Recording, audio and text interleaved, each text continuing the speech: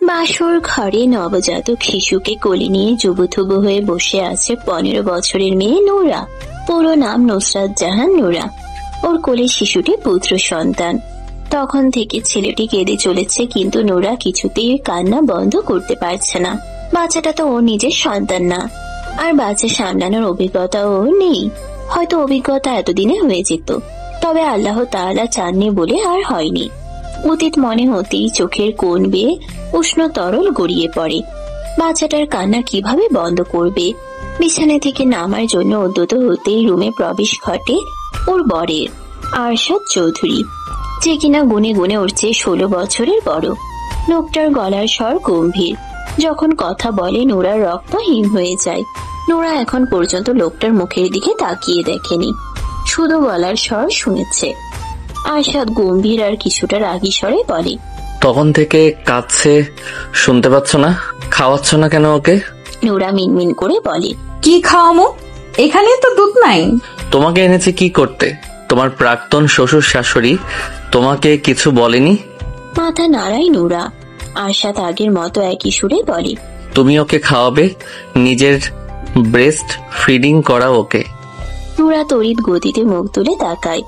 আরশাদের গম্ভীর রাগী চোখ মুখ দেখে সাথে সাথে মাথা নত করে নেয়। 30 মিনিটের মধ্যে ওকে ঘুম পাড়াবে। 30 মিনিট পর আমি রুমে আসবো। মাথা নাড়ায় নোরা। আরশাদ রুম থেকে বেরিয়ে যায়। নোরা বাচ্চাটাকে নিয়ে বিছানায় উঠে বসে, আবার বাচ্চাটাকে ফিডিং করাতে শুরু করে। প্রথমে অবশ্য ওর অনেক সুসুরি লাগছিল আর অস্বস্তি বোধও হচ্ছিল। বারবার সরিয়ে নিচ্ছিল বুক থেকে। বাচ্চাটা খেতে পেয়েও আবার না পেয়ে আগের চেয়ে জোরে জোরে কাঁদতে শুরু করেছিল। আরশাদের ভয়ে নিজের সব অস্বস্তি বোধ দূরে ঠেলে খাওয়াতে শুরু করেছে। ঠিক 30 মিনিট পরেই রুমে আসে আরশাদ। বিছানার দিকে তাকিয়ে দেখে ওর ছেলে আব্রাহাম ঘুমিয়ে গেছে, আর নোরা আব্রাহামের পাশে শুয়ে আছে। এই মেয়ে, ঘুমাতে বলেছি তোমাকে আমি। মাত্রই শুয়েছিল নোরা, চোখে ঘুমও ধরা দিয়েছিল। আরশাদের রাগী গম্ভীর স্বর শুনে ভয়ে তাড়াতাড়ি উঠে বসে। বিছানা থেকে নেমে শাড়ি চেঞ্জ করো। কথাগুলো বলে নিজের ড্রেস হাতে ওয়াশরুমে প্রবেশ করে। নোরা বন্ধ হওয়া ওয়াশরুমের দরজার দিকে তাকিয়ে উপরের দিকে মুখ তুলে তাকায়। বিড়বিড় করে বলে, আল্লাহ, কি এমন পাপ করছিলাম আমি? আমার এত কষ্ট তুমি কেন দাও? এক জাহান্নাম থেকে তুইল্লাইন না আবার কই ফালাইলা? 10 লক্ষ টাকার বিনিময়ে 15 বছরের ধর্ষিতা নোরাকে কিনে এনে বিয়ে করেছে আরশাদ চৌধুরী। অবশ্য নোরা শুধু ধর্ষিতা নয়, বিধবাও। যেই ছেলে ধর্ষণ করেছিল, বিচারের সময় গ্রামের মানুষ সেই ছেলের সাথে ওকে বিয়ে দিয়ে দিয়েছিল। এমন ধর্ষিতা মেয়েকে তো অন্য কেউ বিয়ে করতে চাইবে না। তাছাড়া ওর বাবা মাও কেউ বেঁচে নেই, তাই ওর পক্ষ নিয়ে লড়াই করার মতো কেউ নেই। গ্রামের মেম্বার চেয়ারম্যান যা ফয়সালা করে দিয়েছিল, নোরার দরিদ্র ভ্যান চালক কাকা তাই মেনে নিয়েছিল। এছাড়া আর উপায় কি? তিনি তো নোরাকে আর কোথাও বিয়ে দিতে পারতেন না। এই সমাজে ভুক্তভোগীরা ন্যায় বিচার পায় না। ভুক্তভোগীদেরকেই কোণঠাসা করে রাখে সমাজ ব্যবস্থা। আর সেই ভুক্তভোগী যদি হয় নিম্নবিত্ত পরিবারের সদস্য, তাহলে তো কথাই নেই। নোরার সাথে অন্যায় হলেও ন্যায় বিচার পাইয়ে দেয়নি কেউ। ভ্যান চালক কাকাও সেরকম কোনো ব্যবস্থা নেয়নি তখন। তার অত টাকা পয়সা নেই মানুষের পিছনে পিছনে দৌড়ে দৌড়ে খরচ করার মতন। নোরার এবার কি করার ছিল? গ্রামের মানুষ যা করেছে সেটাই নিয়তি হিসেবে মেনে নিয়েছিল। বিয়ের 7 মাস পর স্বামী নামক সেই জানোয়ার ধর্ষক মানুষের হাতে গণপিটুনি খেয়ে মারা যায়। তখন নোরা 7 মাসের গর্ভবতী ছিল। স্বামী মারা যাওয়ার 3.5 মাস পর শ্বশুর শাশুড়ি মিলে ওকে 10 লক্ষ টাকার বিনিময়ে বিক্রি করে দিয়েছে আরশাদ চৌধুরীর কাছে। ওর ভাগ্যটা এত ভালো কেন? 14 বছর বয়সে এক পুরুষের লালসার শিকার হয়ে তার বউ হয়ে গিয়েছিল। 15 বছর বয়সে গর্ভবতী অবস্থায় আবার বিধবাও হয়ে গিয়েছিল। ভাগ্যের ফিরে আবারও 15 বছর বয়সে আরেক পুরুষের বউ হয়ে গেল আজ। এখানেও যে ভালো থাকবে না, সুখে থাকবে না, সেটা প্রথমেই বুঝতে পেরেছে। 10 লক্ষ টাকা দিয়ে কিনে এনে ওকে মোটেও রানী বানিয়ে রাখবে না আরশাদ, এটা বুঝতে পেরে গেছে নোরা। দেখা যাক ভাগ্যে এবার কি আছে। আরশাদ ওয়াশরুম থেকে বেরিয়ে এসে দেখে নোরা এখনো আগের মতোই দাঁড়িয়ে আছে। কিছুটা ধমকে সুরে বলে, এখনো দাঁড়িয়ে আছো কেন? 2 মিনিটের মধ্যে কাপড় চোপড় খুলে বিছানায় আসবে। কথাগুলো বলতে বলতে মেয়ের লাইট অফ করে ড্রিম লাইট অন করে বিছানায় বসে। নোরা যেন বরফের মতো জমে গেছে। ওর মধ্যে একটু নড়াচড়া নেই, শ্বাসও বোধ হয় নিচ্ছে না। আরশাদ পুনরায় ধমক দিয়ে বলে, এই মেয়ে, কথা কানে যাচ্ছে না? কি বলেছি আমি? 2 মিনিটের মধ্যে আমি যেভাবে বলেছি সেভাবে চাই তোমাকে আমার সামনে। আব্রাহামকে বুকে আগলে ধরে একপাশে জড়সড় হয়ে শুয়ে আছে নোরা। আব্রাহাম এতক্ষণ জেগেই ছিল, একটু আগেই ঘুমালো। ছোট মেয়েটার নাজুক দেহ খানা ব্যথায় জর্জরিত হয়ে আছে। চোখের কোণ বেয়ে গড়িয়ে পড়ছে পানি, তবে কান্নার শব্দ নেই, নেই কোনো অভিযোগ। যন্ত্রণায় দম বন্ধ হয়ে আসলেও শ্বাস ফুরাচ্ছে না। জীবন ওকে যা দিয়েছে তার চেয়ে বেশি কেড়েই নিয়েছে। আনন্দের চেয়ে বেশি কষ্টই সহ্য করেছে বেশি। চোখ তুলে আরশাদের দিকে তাকায়। লোকটা উপর হয়ে শুয়ে আছে, মুখ ওর দিকেই ফিরিয়ে রাখা। গম্ভীর রাগে চোখ মুখ এখন শান্ত। লোকটা ভীষণ পাষাণ, ওকে অনেক কষ্ট দিয়েছে। একটুও দয়া মায়া নেই লোকটার মধ্যে। চোখ বন্ধ করে নেয় নোরা। ডুবে যায় সেই সন্ধ্যায়। নোরার কাকি হাঁস মুরগি পালন করেন। সন্ধ্যা হয়ে যাওয়ার পরেও হাঁসগুলো খাল থেকে উঠে আসছিল না বাড়িতে। কাকি হাঁসগুলোকে ধাওয়া দিয়ে বাড়িতে নিয়ে আসার জন্য নোরাকে খালে পাঠায়। বেশি দেরি হয়ে গেলে শিয়াল ধরে ধরে খেয়ে ফেলে, নয়তো মেরে ফেলে। হাঁসগুলোকে ধাওয়া দিয়ে খাল থেকে তুলে নেয় নোরা। নিজে যখন উঠতে যাবে তখন হুট করে ওর সামনে এসে দাঁড়ায় অনিক। ছেলেটাকে দেখেই চমকে ওঠে নোরা। দ্রুত পা চালিয়ে চলে যাওয়ার চেষ্টা করলে আচমকা ওকে চেপে ধরে। সন্ধ্যা হয়ে যাওয়ায় আশেপাশে কেউ ছিল না তখন। খালের আশেপাশে বাড়ি ঘরও নেই। নোরা একটা চিৎকার দিতে পেরেছিল, তবে সেই চিৎকার কারো কানে বোধহয় পৌঁছায়নি। মাগরিবের আজান হচ্ছিল চারদিকে। 14 বছরের হ্যাংলা পাতলা নোরা 25 বছরের এক তাগড়া জোয়ান ছেলের সাথে পেরে ওঠে না। অনিক নামক নরপশুর লালসার শিকার হয় সেই সন্ধ্যায়। নোরার কাকি বাড়ির সব কাজ শেষ করে ছেলেকে নিয়ে নোরাকে খুঁজতে বের হন। ওনার ভীষণ রাগ হচ্ছিল নোরার উপর। নোরার কাকা তখনও বাড়িতে ফেরেনি। নোরা এমনিতে কোনোদিন সন্ধ্যার পর বাড়ির বাইরে থাকে না। আজকে হাঁসগুলো নিয়ে আসার জন্য গিয়ে কোথায় বসে আছে কে জানে।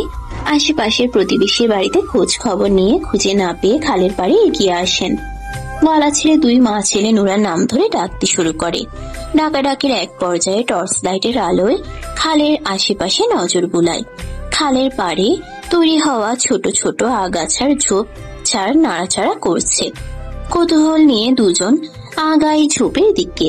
শিয়াল বা কুকুরও হতে পারে, তবুও মনে সাহস জুগিয়ে আগায় দুজন। কাছে এগিয়ে আসতেই তড়িৎ গতিতে উল্টো ঘুরে দাঁড়ায় নোরার 13 বছরের চাচাতো ভাই নূর নবী। নোরার গায়ে কাপড় নেই, ওড়না দিয়ে হাত মুখ বাঁধা, জামা দিয়ে পা বেঁধে রাখা, হাতের সাথে উল্টো করে। উঠে দাঁড়ানোর কোনো উপায় নেই। নোরার কাকি নোরার অবস্থা দেখিয়ে শক্ট হয়ে দাঁড়িয়ে আছেন। নোরার সাথে কি হয়েছে বুঝতে একটুও বাকি নেই। নোরা সামানে ছটফট করছে আর গড়াগড়ি খাচ্ছে। গড়াগড়ি খাওয়ার কারণেই আগাছাগুলো নড়ছিল এতক্ষণ। কাকি দ্রুত নোরার হাত পা খুলে কাপড় পরিয়ে দেন। ব্লিডিং হচ্ছে এখনো, শরীরের জায়গায় জায়গায় কামড়ের দাগ। নোরা কাকিকে জড়িয়ে ধরে হাওমাও করে কেঁদে ওঠে। নূর নবী তখনও উল্টো ফিরে দাঁড়িয়ে আছে। নোরাকে নিয়ে নোরার কাকা কাকি আর গ্রামের কয়েকজন প্রভাবশালী লোক অনেকদের বাড়িতে আসে। বখাটে অনেক তখন বাড়িতেই ছিল। অনেক অস্বীকার করতে পারেনি কিছুই। নোরাকে খালের দিকে আগাতে দেখিয়ে পিছু নিয়েছিল অনেক। নোরার উপর ওর নজর ছিল অনেক আগে থেকেই। গ্রামের অনেক মেয়েকে উত্তপ্ত করত অনেক, এটা গ্রামের অনেক মানুষই জানে। পরের দিন বড় করে সালিশ বসে। সেখানে ফয়সালা হয় নোরাকে 2 লক্ষ টাকা কাবিনে বিয়ে করবে অনেক।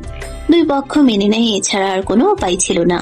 অনেক আয় রোজগার করতো না কিছু, বাপের টাকায় ঘুরে ফিরে বেড়াতো, নেশা পানি খেত, পড়াশোনাও করেনি। অনেকের বাবার একটা ছোটখাটো চায়ের স্টল ছিল, সেখানেও সেরকম আয় হতো না। গ্রামের মানুষের নজরে তখন তারা খারাপ পরিবার। মানুষের কটু কথা হাসাহাসি চলতেই থাকতো রোজ। বিয়ের আগে রেপ হলেও বিয়ের পর হতো ম্যারিটাল রেপ। প্রায় প্রতি রাতে ব্যথায় জর্জরিত করে দিত অনেক। নোরা কাঁদলে গলা চেপে ধরতো, ভয় দেখাতো, গায়ে হাত তুলতো। ছোট মেয়েটা ভয়ে চুপচাপ সব সহ্য করে নিত, কাউকে কিছু বলার সাহস পেত না। 2 মাস পরেই বুঝতে পারে গর্ভে সন্তান চলে এসেছে। অনেক তখনও সে আগের মতোই ছন্ন ছাড়া বাউন্ডুলে বেকার বখাটে। নোরার আলোতে ভরা জীবনে অন্ধকার হয়ে এসেছিল অনেক। সে অন্ধকার ওকে গ্রাস করে নিয়েছিল পুরোপুরি। বিয়ের পরে অনেক আগের মতোই মেয়েদের উত্তপ্ত করত। গ্রামের মানুষ অনেককে গ্রাম থেকে বের করে দিতে চায়। গ্রামের মানুষ বের করে দেওয়ার আগেই অনিকের বাবা মা নুরা আর অনিককে নিয়ে পাড়ি জমায় ঢাকায়। বস্তির মতো একটা এলাকায় বাসা ভাড়ায় উঠে 2টো রুম নিয়ে অনিকের বাবা ফ্লাক্সের চা নিয়ে ফেরি করে বিক্রি করত। অনিককে জোর করে একটা রিক্সা ম্যানেজ করে দেন অনিকের বাবা অন্য একজনের মাধ্যমে। অনিক একদিন রিক্সা চালালে 3 দিন বসে থাকে। হাতে যে কয়েক টাকা থাকে সেগুলো দিয়ে বিড়ি, সিগারেট, গাঁজা খেয়ে শেষ করে। আবার 1 দিন 2 দিন চালায়। নুরা অনিককে কিছু বলার সাহস পেত না। নিজের কিছু প্রয়োজন হলেও মুখ ফুটে বলতে পারত না। অনিকের প্রতি ভালোবাসা বলতে ছিল না কিছুই ওর মনের মধ্যে। যা ছিল তা শুধুই ঘৃণা, রাগ আর ক্ষোভ। এভাবেই দিন আগাতে থাকে। নুরা তখন 7 মাসের গর্ভবতী। বিকেলে রান্নার প্রস্তুতি নিচ্ছিল। ওদের ঘরে দুয়ারে অনেক মানুষের ভিড় জমে যায়। কান্নার শব্দ ভেসে আসে ওর কানে। রান্নাঘর থেকে বেরিয়ে আসে থাকার ঘরের সামনে। নজরে আসে অনেকের রক্তাক্ত নির্জীব দেহ। নুরা স্থির হয়ে দাঁড়িয়ে তাকিয়ে থাকে অনেকের নির্জীব দেহের দিকে। সেদিন ওর কাকিও এভাবেই স্থির হয়ে দাঁড়িয়ে তাকিয়েছিল ওর দিকে। অনেকের সাথে কি হয়েছিল, ওকে কেন মেরেছে, কে মেরেছে, কখনোই জানতে চায়নি নুরা। অনেকের মৃত্যুতে আয়োজন আহাজারি করে ওর কান্নাও আসেনি।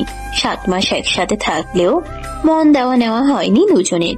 দৈহিক চাহিদায় অনেক ওর কাছে আসতো, প্রয়োজন শেষে আবার দূরে ঠেলে দিত। অনেককে ভালোবাসার মতো কিছুই করেনি অনেক ওর জন্য। অনেক কোনো ভালো স্মৃতি দেয়নি ওকে। সবসময় নিজের ভোগের বস্তুর মতো দেখেছে আর ব্যবহার করেছে। এমন মানুষের প্রতি ভালোবাসা কিভাবে জন্মাবে? অনেকের জন্য কান্না না আসলেও নিজের সন্তানের জন্য কান্না আসছিল। ও এতিম, আর ওর সন্তানও দুনিয়ায় আসার আগেই এতিম হয়ে গেল। এতিমদের এই সমাজে কোনো দাম নেই। এই সমাজে এতিম মানেই বোঝা। আশেপাশের অনেকেই বলা বলি করছিল, এটা কেমন বউ, জামাই মরে গেছে কিন্তু কাঁদে না কেন? কেউ তো আর জানে না ওর ছোট মনের ভেতর কত ক্ষত আর দুঃখ জমে আছে। সেই দুঃখ ভেদ করে অনেকের জন্য কান্না আসতে পারছে না ওর 2 চোখে। অনেককে গ্রামে নিয়ে দাফন করা হয়েছে। অনেকের একটা ছোট বোন আছে, বিয়ে হয়েছে অনেক আগে। তার 2টো সন্তানও আছে। অনেকের আর কোনো ভাই বোন নেই। অনেকের শোক কাটিয়ে ওঠার আগে অনেকের বাবা মা নুরাকে নিয়ে ঢাকায় ফিরে আসে। অনেকের বাবা মায়ের ঢাকায় থাকার আর কোনো দরকার নেই। বখাটে অনেক তো নেই মেয়েদের উত্তপ্ত করার জন্য। কয়েকজন কিছু টাকা পাবে তাদের কাছে, সেগুলো পরিশোধ করে গ্রামে ফিরে যাবে। আবার একা রুমে রাতে শুয়ে অনেকের কথা স্মরণ হতো নুরার। আশ্চর্য, যার মৃত্যুতেও ওর কান্না আসেনি, এখন তার অনুপস্থিতিতে তার শূন্যতা অনুভব করছে। অনেক আর আসেনি ওই রুমে। ওকে ঘুম থেকে টেনে তুলে ব্যথায় জর্জরিত করেনি, গলা চেপে ধরেনি, গালাগালি করেনি, গায়ে হাত তোলেনি। ওকে যন্ত্রণা দেওয়ার জন্য আর ফিরে আসেনি। সবাইকে মুক্তি দিয়ে চলে গিয়েছে সারা জীবনের জন্য। অনেকের মৃত্যুর 1.5 মাস পেরিয়ে যায়। নুরা শুনেছিল অনেককে গণপিটুনি দিয়ে মারা হয়েছে। রিক্সা চালাতে গিয়ে কোনো মেয়ের সাথে নাকি ঝামেলা করেছিল। অবশ্য এই ছেলের তো সুন্দরী মেয়ে দেখলে হুঁশ থাকতো না। বেশি কিছু জানার আগ্রহ দেখায়নি নুরা। নামাজ পড়ে অনেকের জন্য দোয়া করত। যতই হোক স্বামী ছিল তো। দুপুরে রান্নার শেষে গোসল করে নামাজ আদায় করে খাবার খায়। বিছানায় শোয়ার পর অনুভব করে পেটের ভেতর বাচ্চা নড়াচড়া করছে না। স্মরণ হয় আজ সকাল থেকে খুব একটা নড়াচড়া করেনি। ডেলিভারির সময়ও প্রায় হয়ে এসেছে। গ্রামে কাকার বাড়িতে চলে যেতে চেয়েছিল, তবে ওর শ্বশুর শাশুড়ি রাজি হননি। ওনারও গ্রামে ফিরে যেতে চাইলেও আর যাননি, হয়তো আর যাবেনও না। বিকেলে শাশুড়িকে জানাই বাচ্চা নড়াচড়া করছে না দুপুর থেকে। সে গুরুত্ব না দিয়ে বলেছিলেন, মধ্যে মধ্যে বাচ্চা চুপচাপ থাকে, সমস্যা নাই, পরে আবার নড়াচড়া করব। কিন্তু ওর বাচ্চা আর নড়াচড়া করেনি। রাতে পেইন শুরু হয়। পরের দিন সকালে হাসপাতালে যাওয়ার পর মৃত বাচ্চা ডেলিভারি হয়। মেয়ে হয়েছিল। নুরা নিজের সন্তান হারিয়ে সেদিন কেঁদেছিল ভীষণ। পরে আবার আস্তে আস্তে নিজেই নিজের মনকে বুঝ দিয়েছে। এতিম হয়ে বেঁচে থাকার চেয়ে না থাকাই ভালো। নানান চিন্তা মাথায় ঘুরঘুর করত। কেমন যেন পাগলের মতো অবস্থা হয়ে গিয়েছিল। ওর শাশুড়ি ওকেই দোষ দিত বাচ্চা মারা যাওয়ায়। নুরা নাকি ইচ্ছে করে মেরেছে ওর সন্তানকে, নিজের রাস্তা খালি করার জন্য। অন্য কাউকে বিয়ে করার জন্য যেন বাধা না থাকে, তাই বাচ্চাকে মেরেছে। নুরা কাকার বাড়িতে ফিরে যেতে চাইলেও ওর কাকা কাকি আগ্রহ দেখায়নি। যে বোঝা ঘাট থেকে নেমে গিয়েছে সে বোঝা আর ঘাড়ে তুলতে চায়নি। তারপর একদিন কিভাবে যেন আরশাদ চৌধুরী ওর খোঁজ পেয়ে গেল। তারপর টাকার বিনিময়ে চিরদিনের জন্য কিনে নিয়ে আসলো নিজের কাছে। আরশাদ চৌধুরী চাইলেই ধনী পরিবারের মেয়েকে বিয়ে করতে পারত। চাইলে অবিবাহিত সুন্দরী মেয়ে বিয়ে করতে পারত। আরশাদ চৌধুরী ভীষণ চালাক চতুর একজন মানুষ। সে জানে নোরাকে যেভাবে খুশি সেভাবেই নাচাতে পারবে। ও টু শব্দের বিপরীতে নোরা টু শব্দ করতে সাহস করবে না কোনোদিন।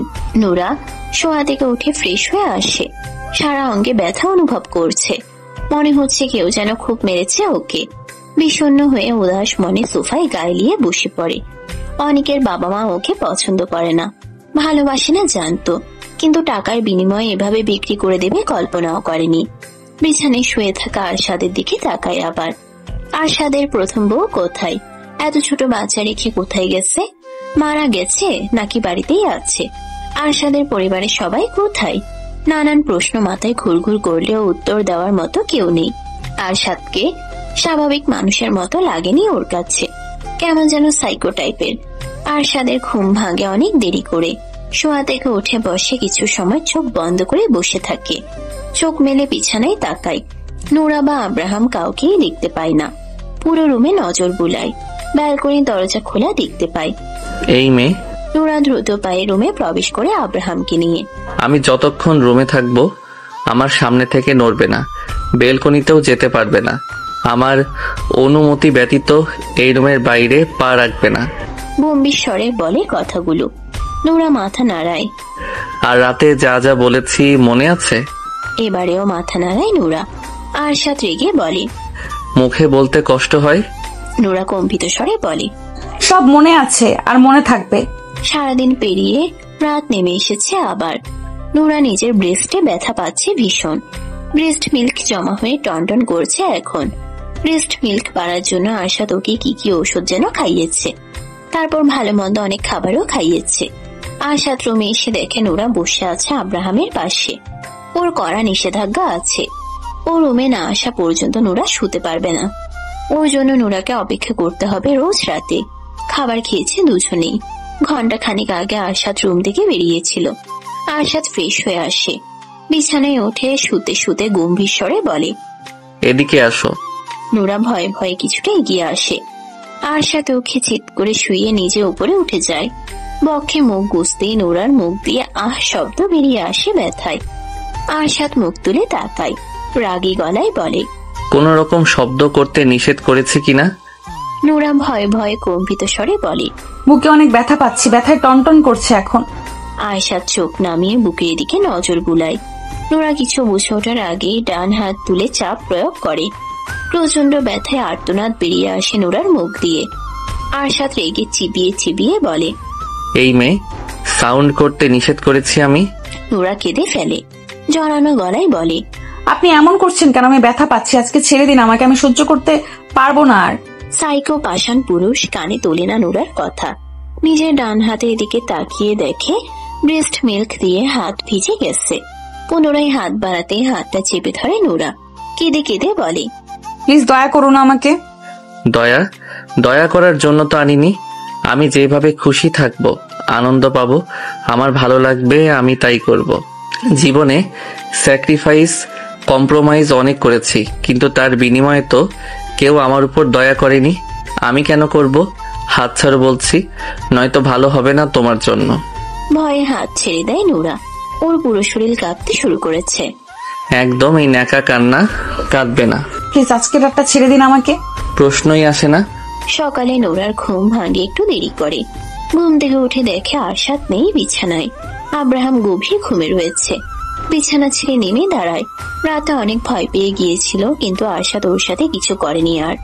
ওর কান্না দেখে ছেড়ে দিয়েছিল। পরে আর রাগারাগিও করেনি। আব্রাহাম রাতে অনেকক্ষণ জেগেছিল। ঘুম ঘুম চোখে আব্রাহামকে কোলে নিয়ে বসেছিল নোরা।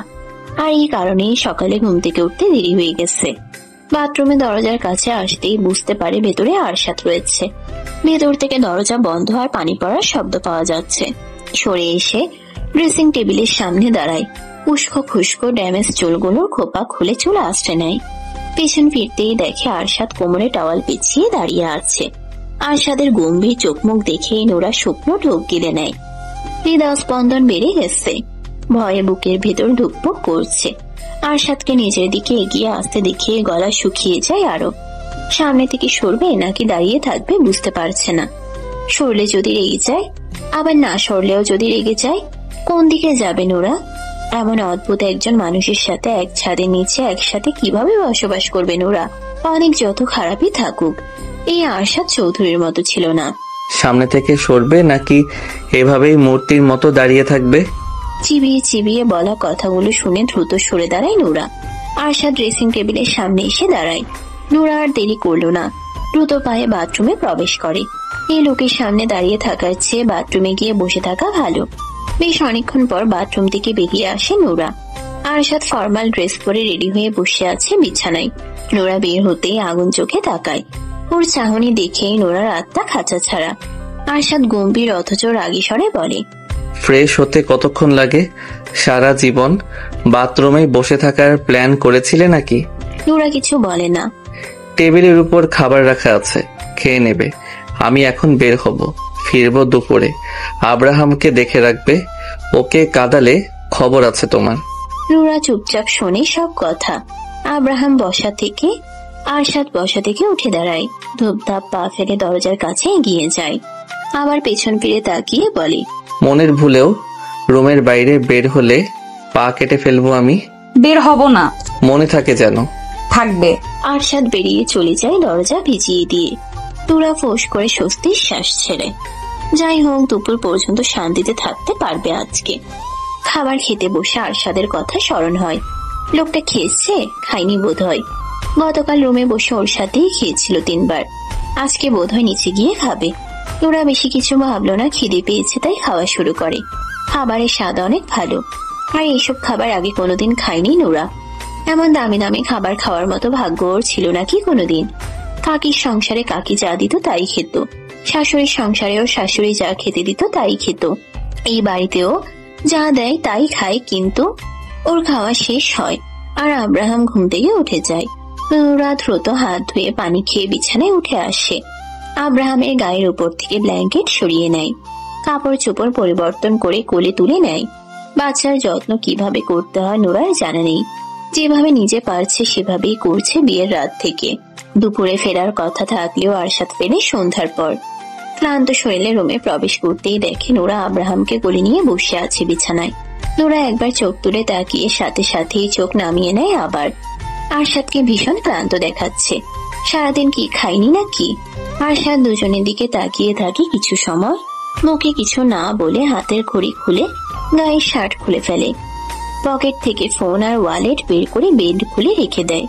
টাওয়ালটা হাতে নিয়ে ধূপধাপ পা ফেলে বাথরুমে প্রবেশ করে। এখান থেকে এখানে একটু আস্তে ধীরেও তো যাওয়া যায়।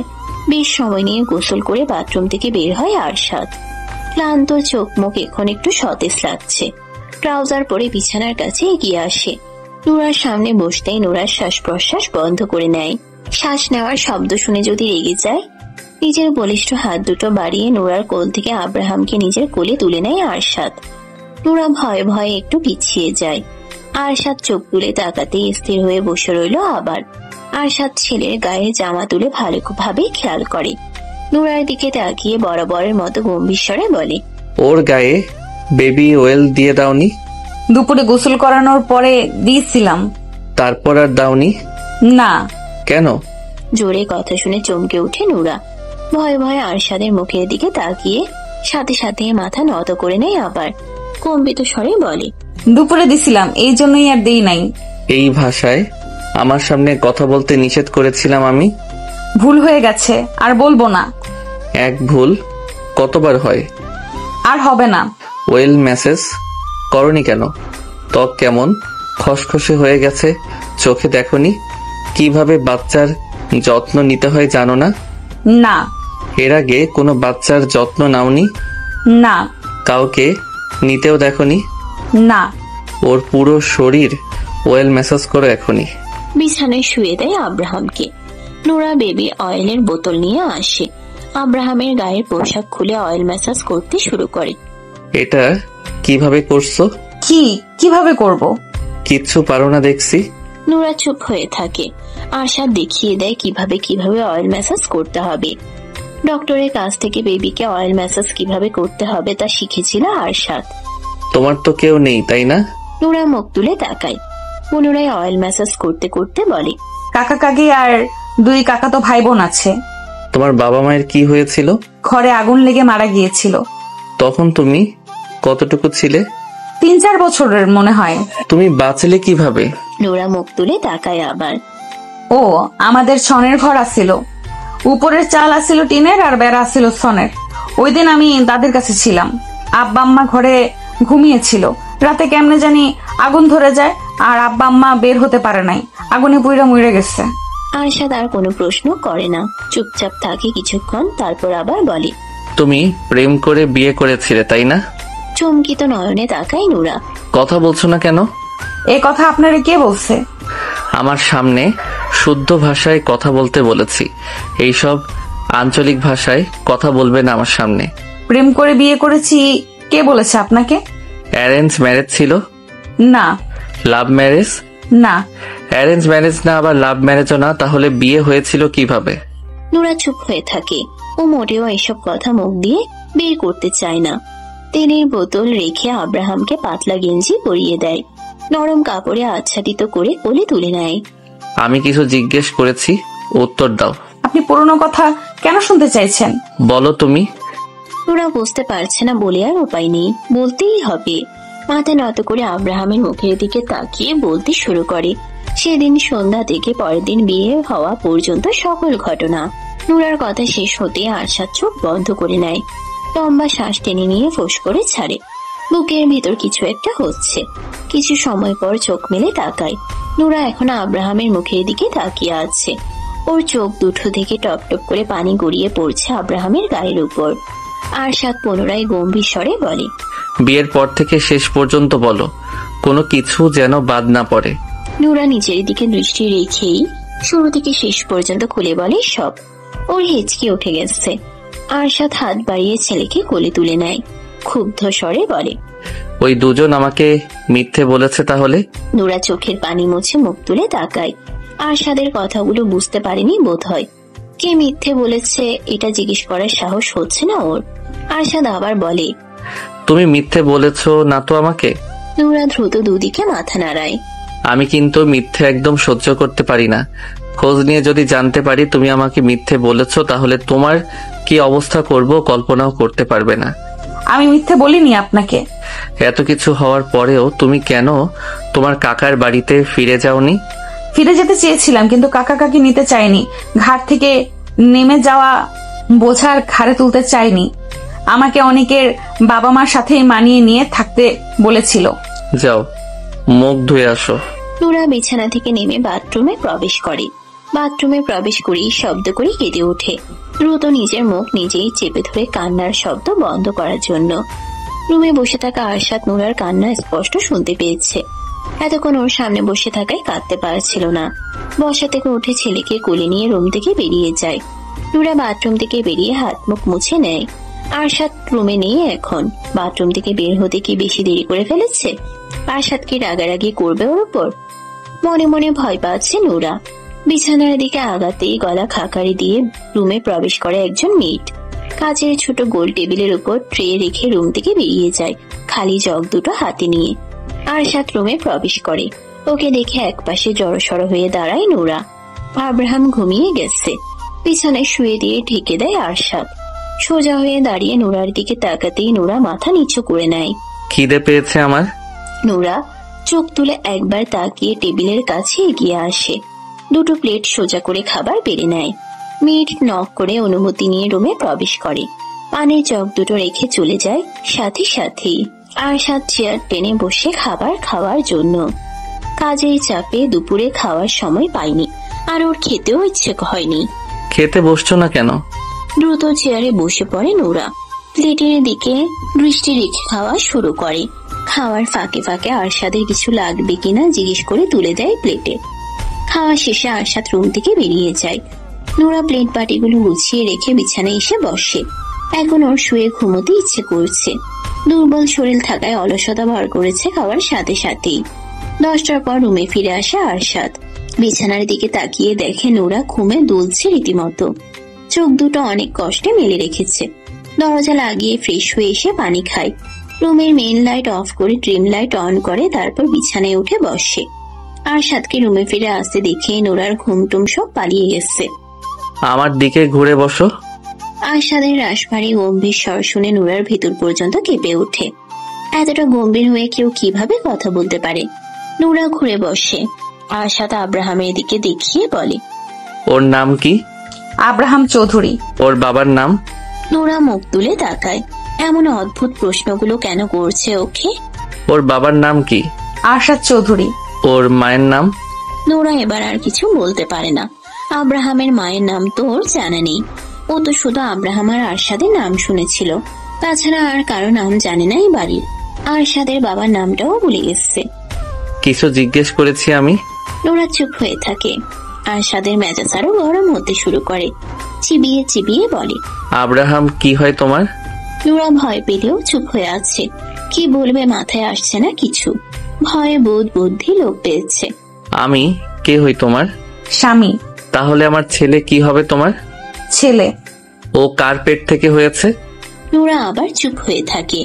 আরশাদ মেজাজ হারিয়ে নোরার চোয়াল চেপে ধরে মুখের দিকে তুলে বলে, আব্রাহাম আমার আর তোমার ছেলে।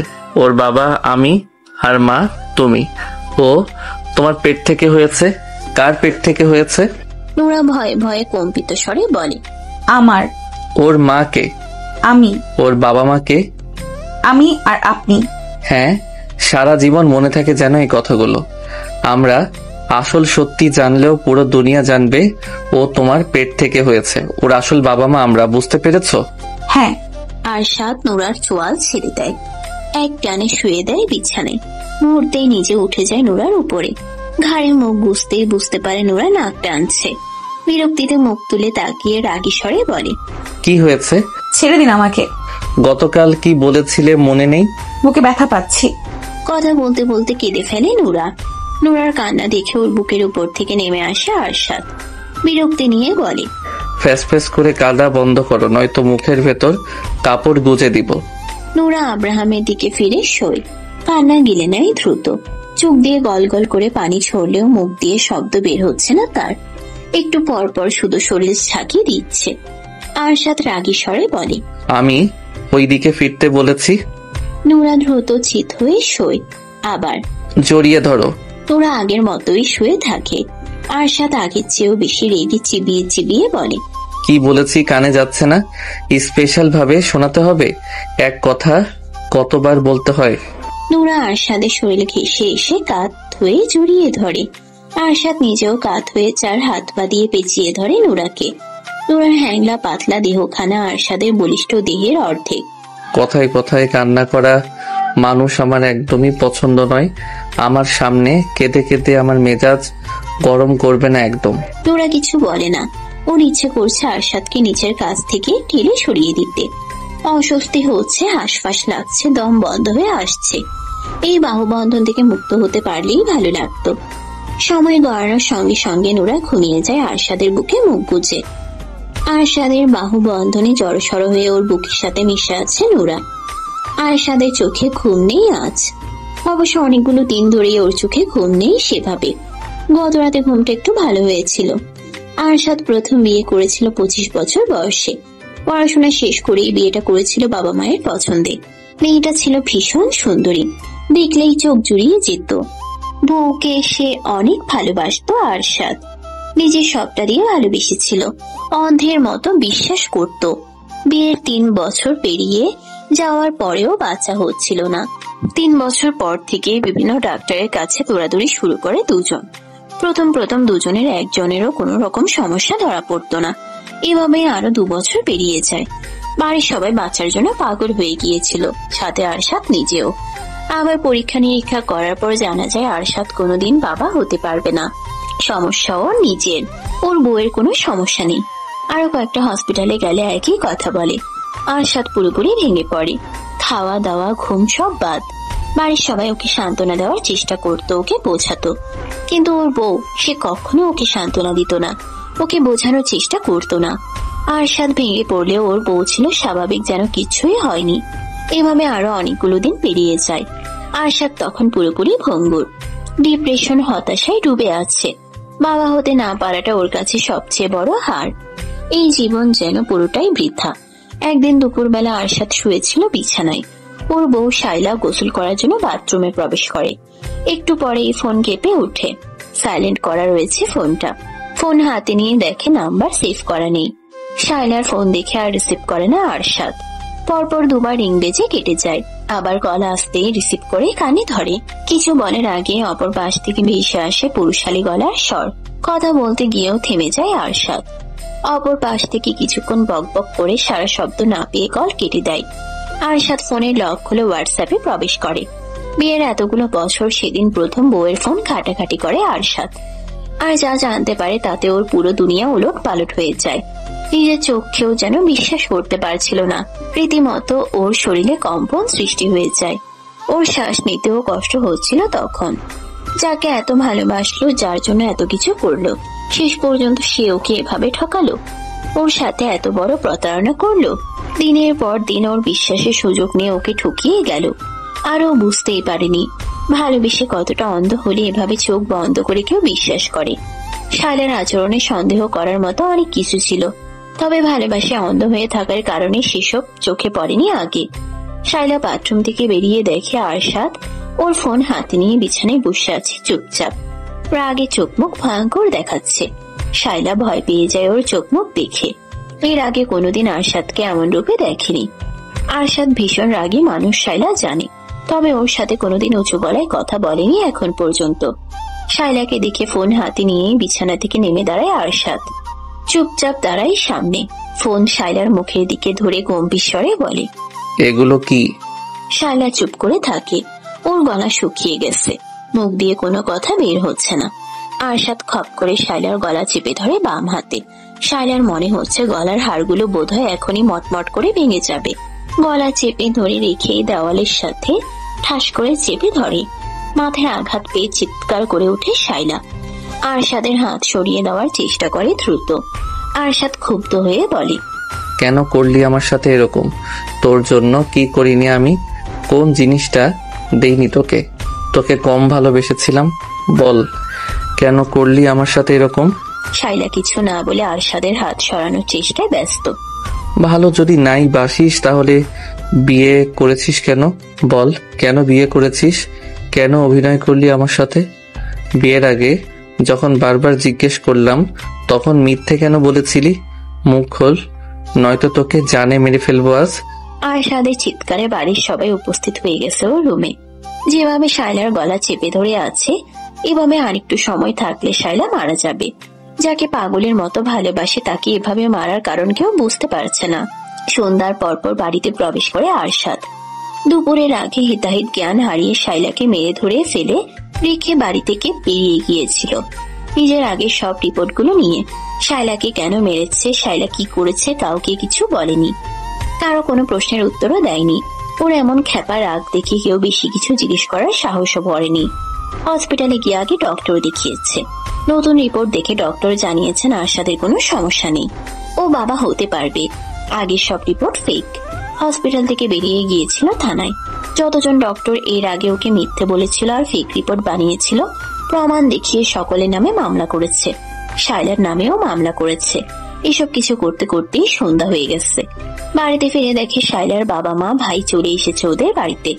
সবাই ওর সাথে কথা বলার জন্য উদ্যত হলেও আরশাদ কারো কোনো কথা না শুনে সোজা নিজের রুমে চলে আসে। শাইলা শুয়েছিল বিছানায়। আরশাদের শক্ত হাত পায়ের মার খেয়ে অবস্থা খারাপ। আরশাদ শাইলার দিকে তাকিয়ে রাগে ফুসফুস করতে শুরু করে। হাতের রিপোর্টগুলো বিছানার উপর রেখে শাইলার চুলের মুঠি ধরে বিছানা থেকে টেনে নামাতে নামাতে বলে, তুই আমার বিছানায় শুয়ে আছিস কেন? বের হ আমার রুম থেকে আর এই বাড়ি থেকে। তোর এই নোংরা আর গিরগিটি মার্কা চেহারা দেখাবি না আমাকে। আরশাদ, ব্যথা পাচ্ছি, চুল ছাড়ো আমার। শাইলার আর্তনাদ কান্না আরশাদের কানে পৌঁছায় না। রাগে যেন বধির হয়ে গেছে। থানা থেকে কিভাবে বাড়িতে ফিরেছে ও নিজেও জানে না। বল, তুই আমার সঙ্গে কেন নাটক করলি এতকাল? শাইলা ওর প্রশ্নের উত্তর দিচ্ছে না দেখে আবার গলা চেপে ধরে শক্ত করে। দম বন্ধ বন্ধ হয়ে যাবে তখন ছেড়ে দেয়। শাইলা দেওয়ালের সাথে ঘেঁষে বসে পড়ে, গলা ধরে।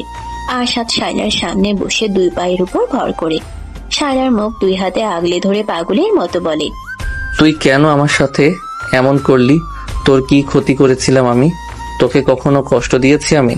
তোর কোনো চাওয়া অপূর্ণ রেখেছি? তোকে অযত্নে রেখেছি? কোন জিনিসের অভাব হয়েছে বল? নিজের থেকেও বেশি ভালোবেসেছিলাম তোকে, আর তুই তার এই প্রতিদান দিলি। শাইলা চুপ করে থাকে। রাগে হিতাহিত জ্ঞান হারিয়ে শাইলার গালে ঠাটিয়ে চর বসিয়ে দেয় আরশাদ। আবার চর খেয়ে শাইলার নাক আর ঠোঁটের কোণ দিয়ে রক্ত বেরিয়ে আসে। শাইলার চুলের মুঠি ধরে আরো কয়েকটা চর লাগায় ঠাস ঠাস করে। গলা চেপে ধরে আবার। দেওয়ালের সাথে আবারও বাড়ি লাগে মাথায়। যার গায়ে ফুলের টোকাও লাগতে দেয়নি কখনো, আজ দুপুর থেকে নিজ হাতে তার গায়েই মারছে, লাগতে দিচ্ছে। আরশাদ যেন নিজের নিয়ন্ত্রণ হারিয়ে ফেলেছে। প্রাণপ্রিয় স্ত্রীর কাছ থেকে এত বড় আঘাত পেয়ে কিছুতেই নিজেকে সামলাতে পারছে না। আরশাদের গর্জন আর শাইলার কান্না শুনে বাড়ির সবাই আবারও উপরে উঠে এসেছে। আরশাদের ছোট ভাই এরশাদ এগিয়ে এসে আরশাদকে সরানোর চেষ্টা করে। আরশাদ ওকে এক ঝটকায় ফেলে দেয় নিচে। বাড়ির সবাই এগিয়ে এসে আরশাদকে টেনে সরিয়ে নেয়।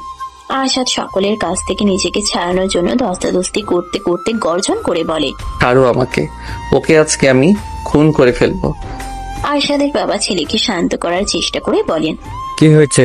তুমি এমন করছো কেন? শায়লা কি করেছে?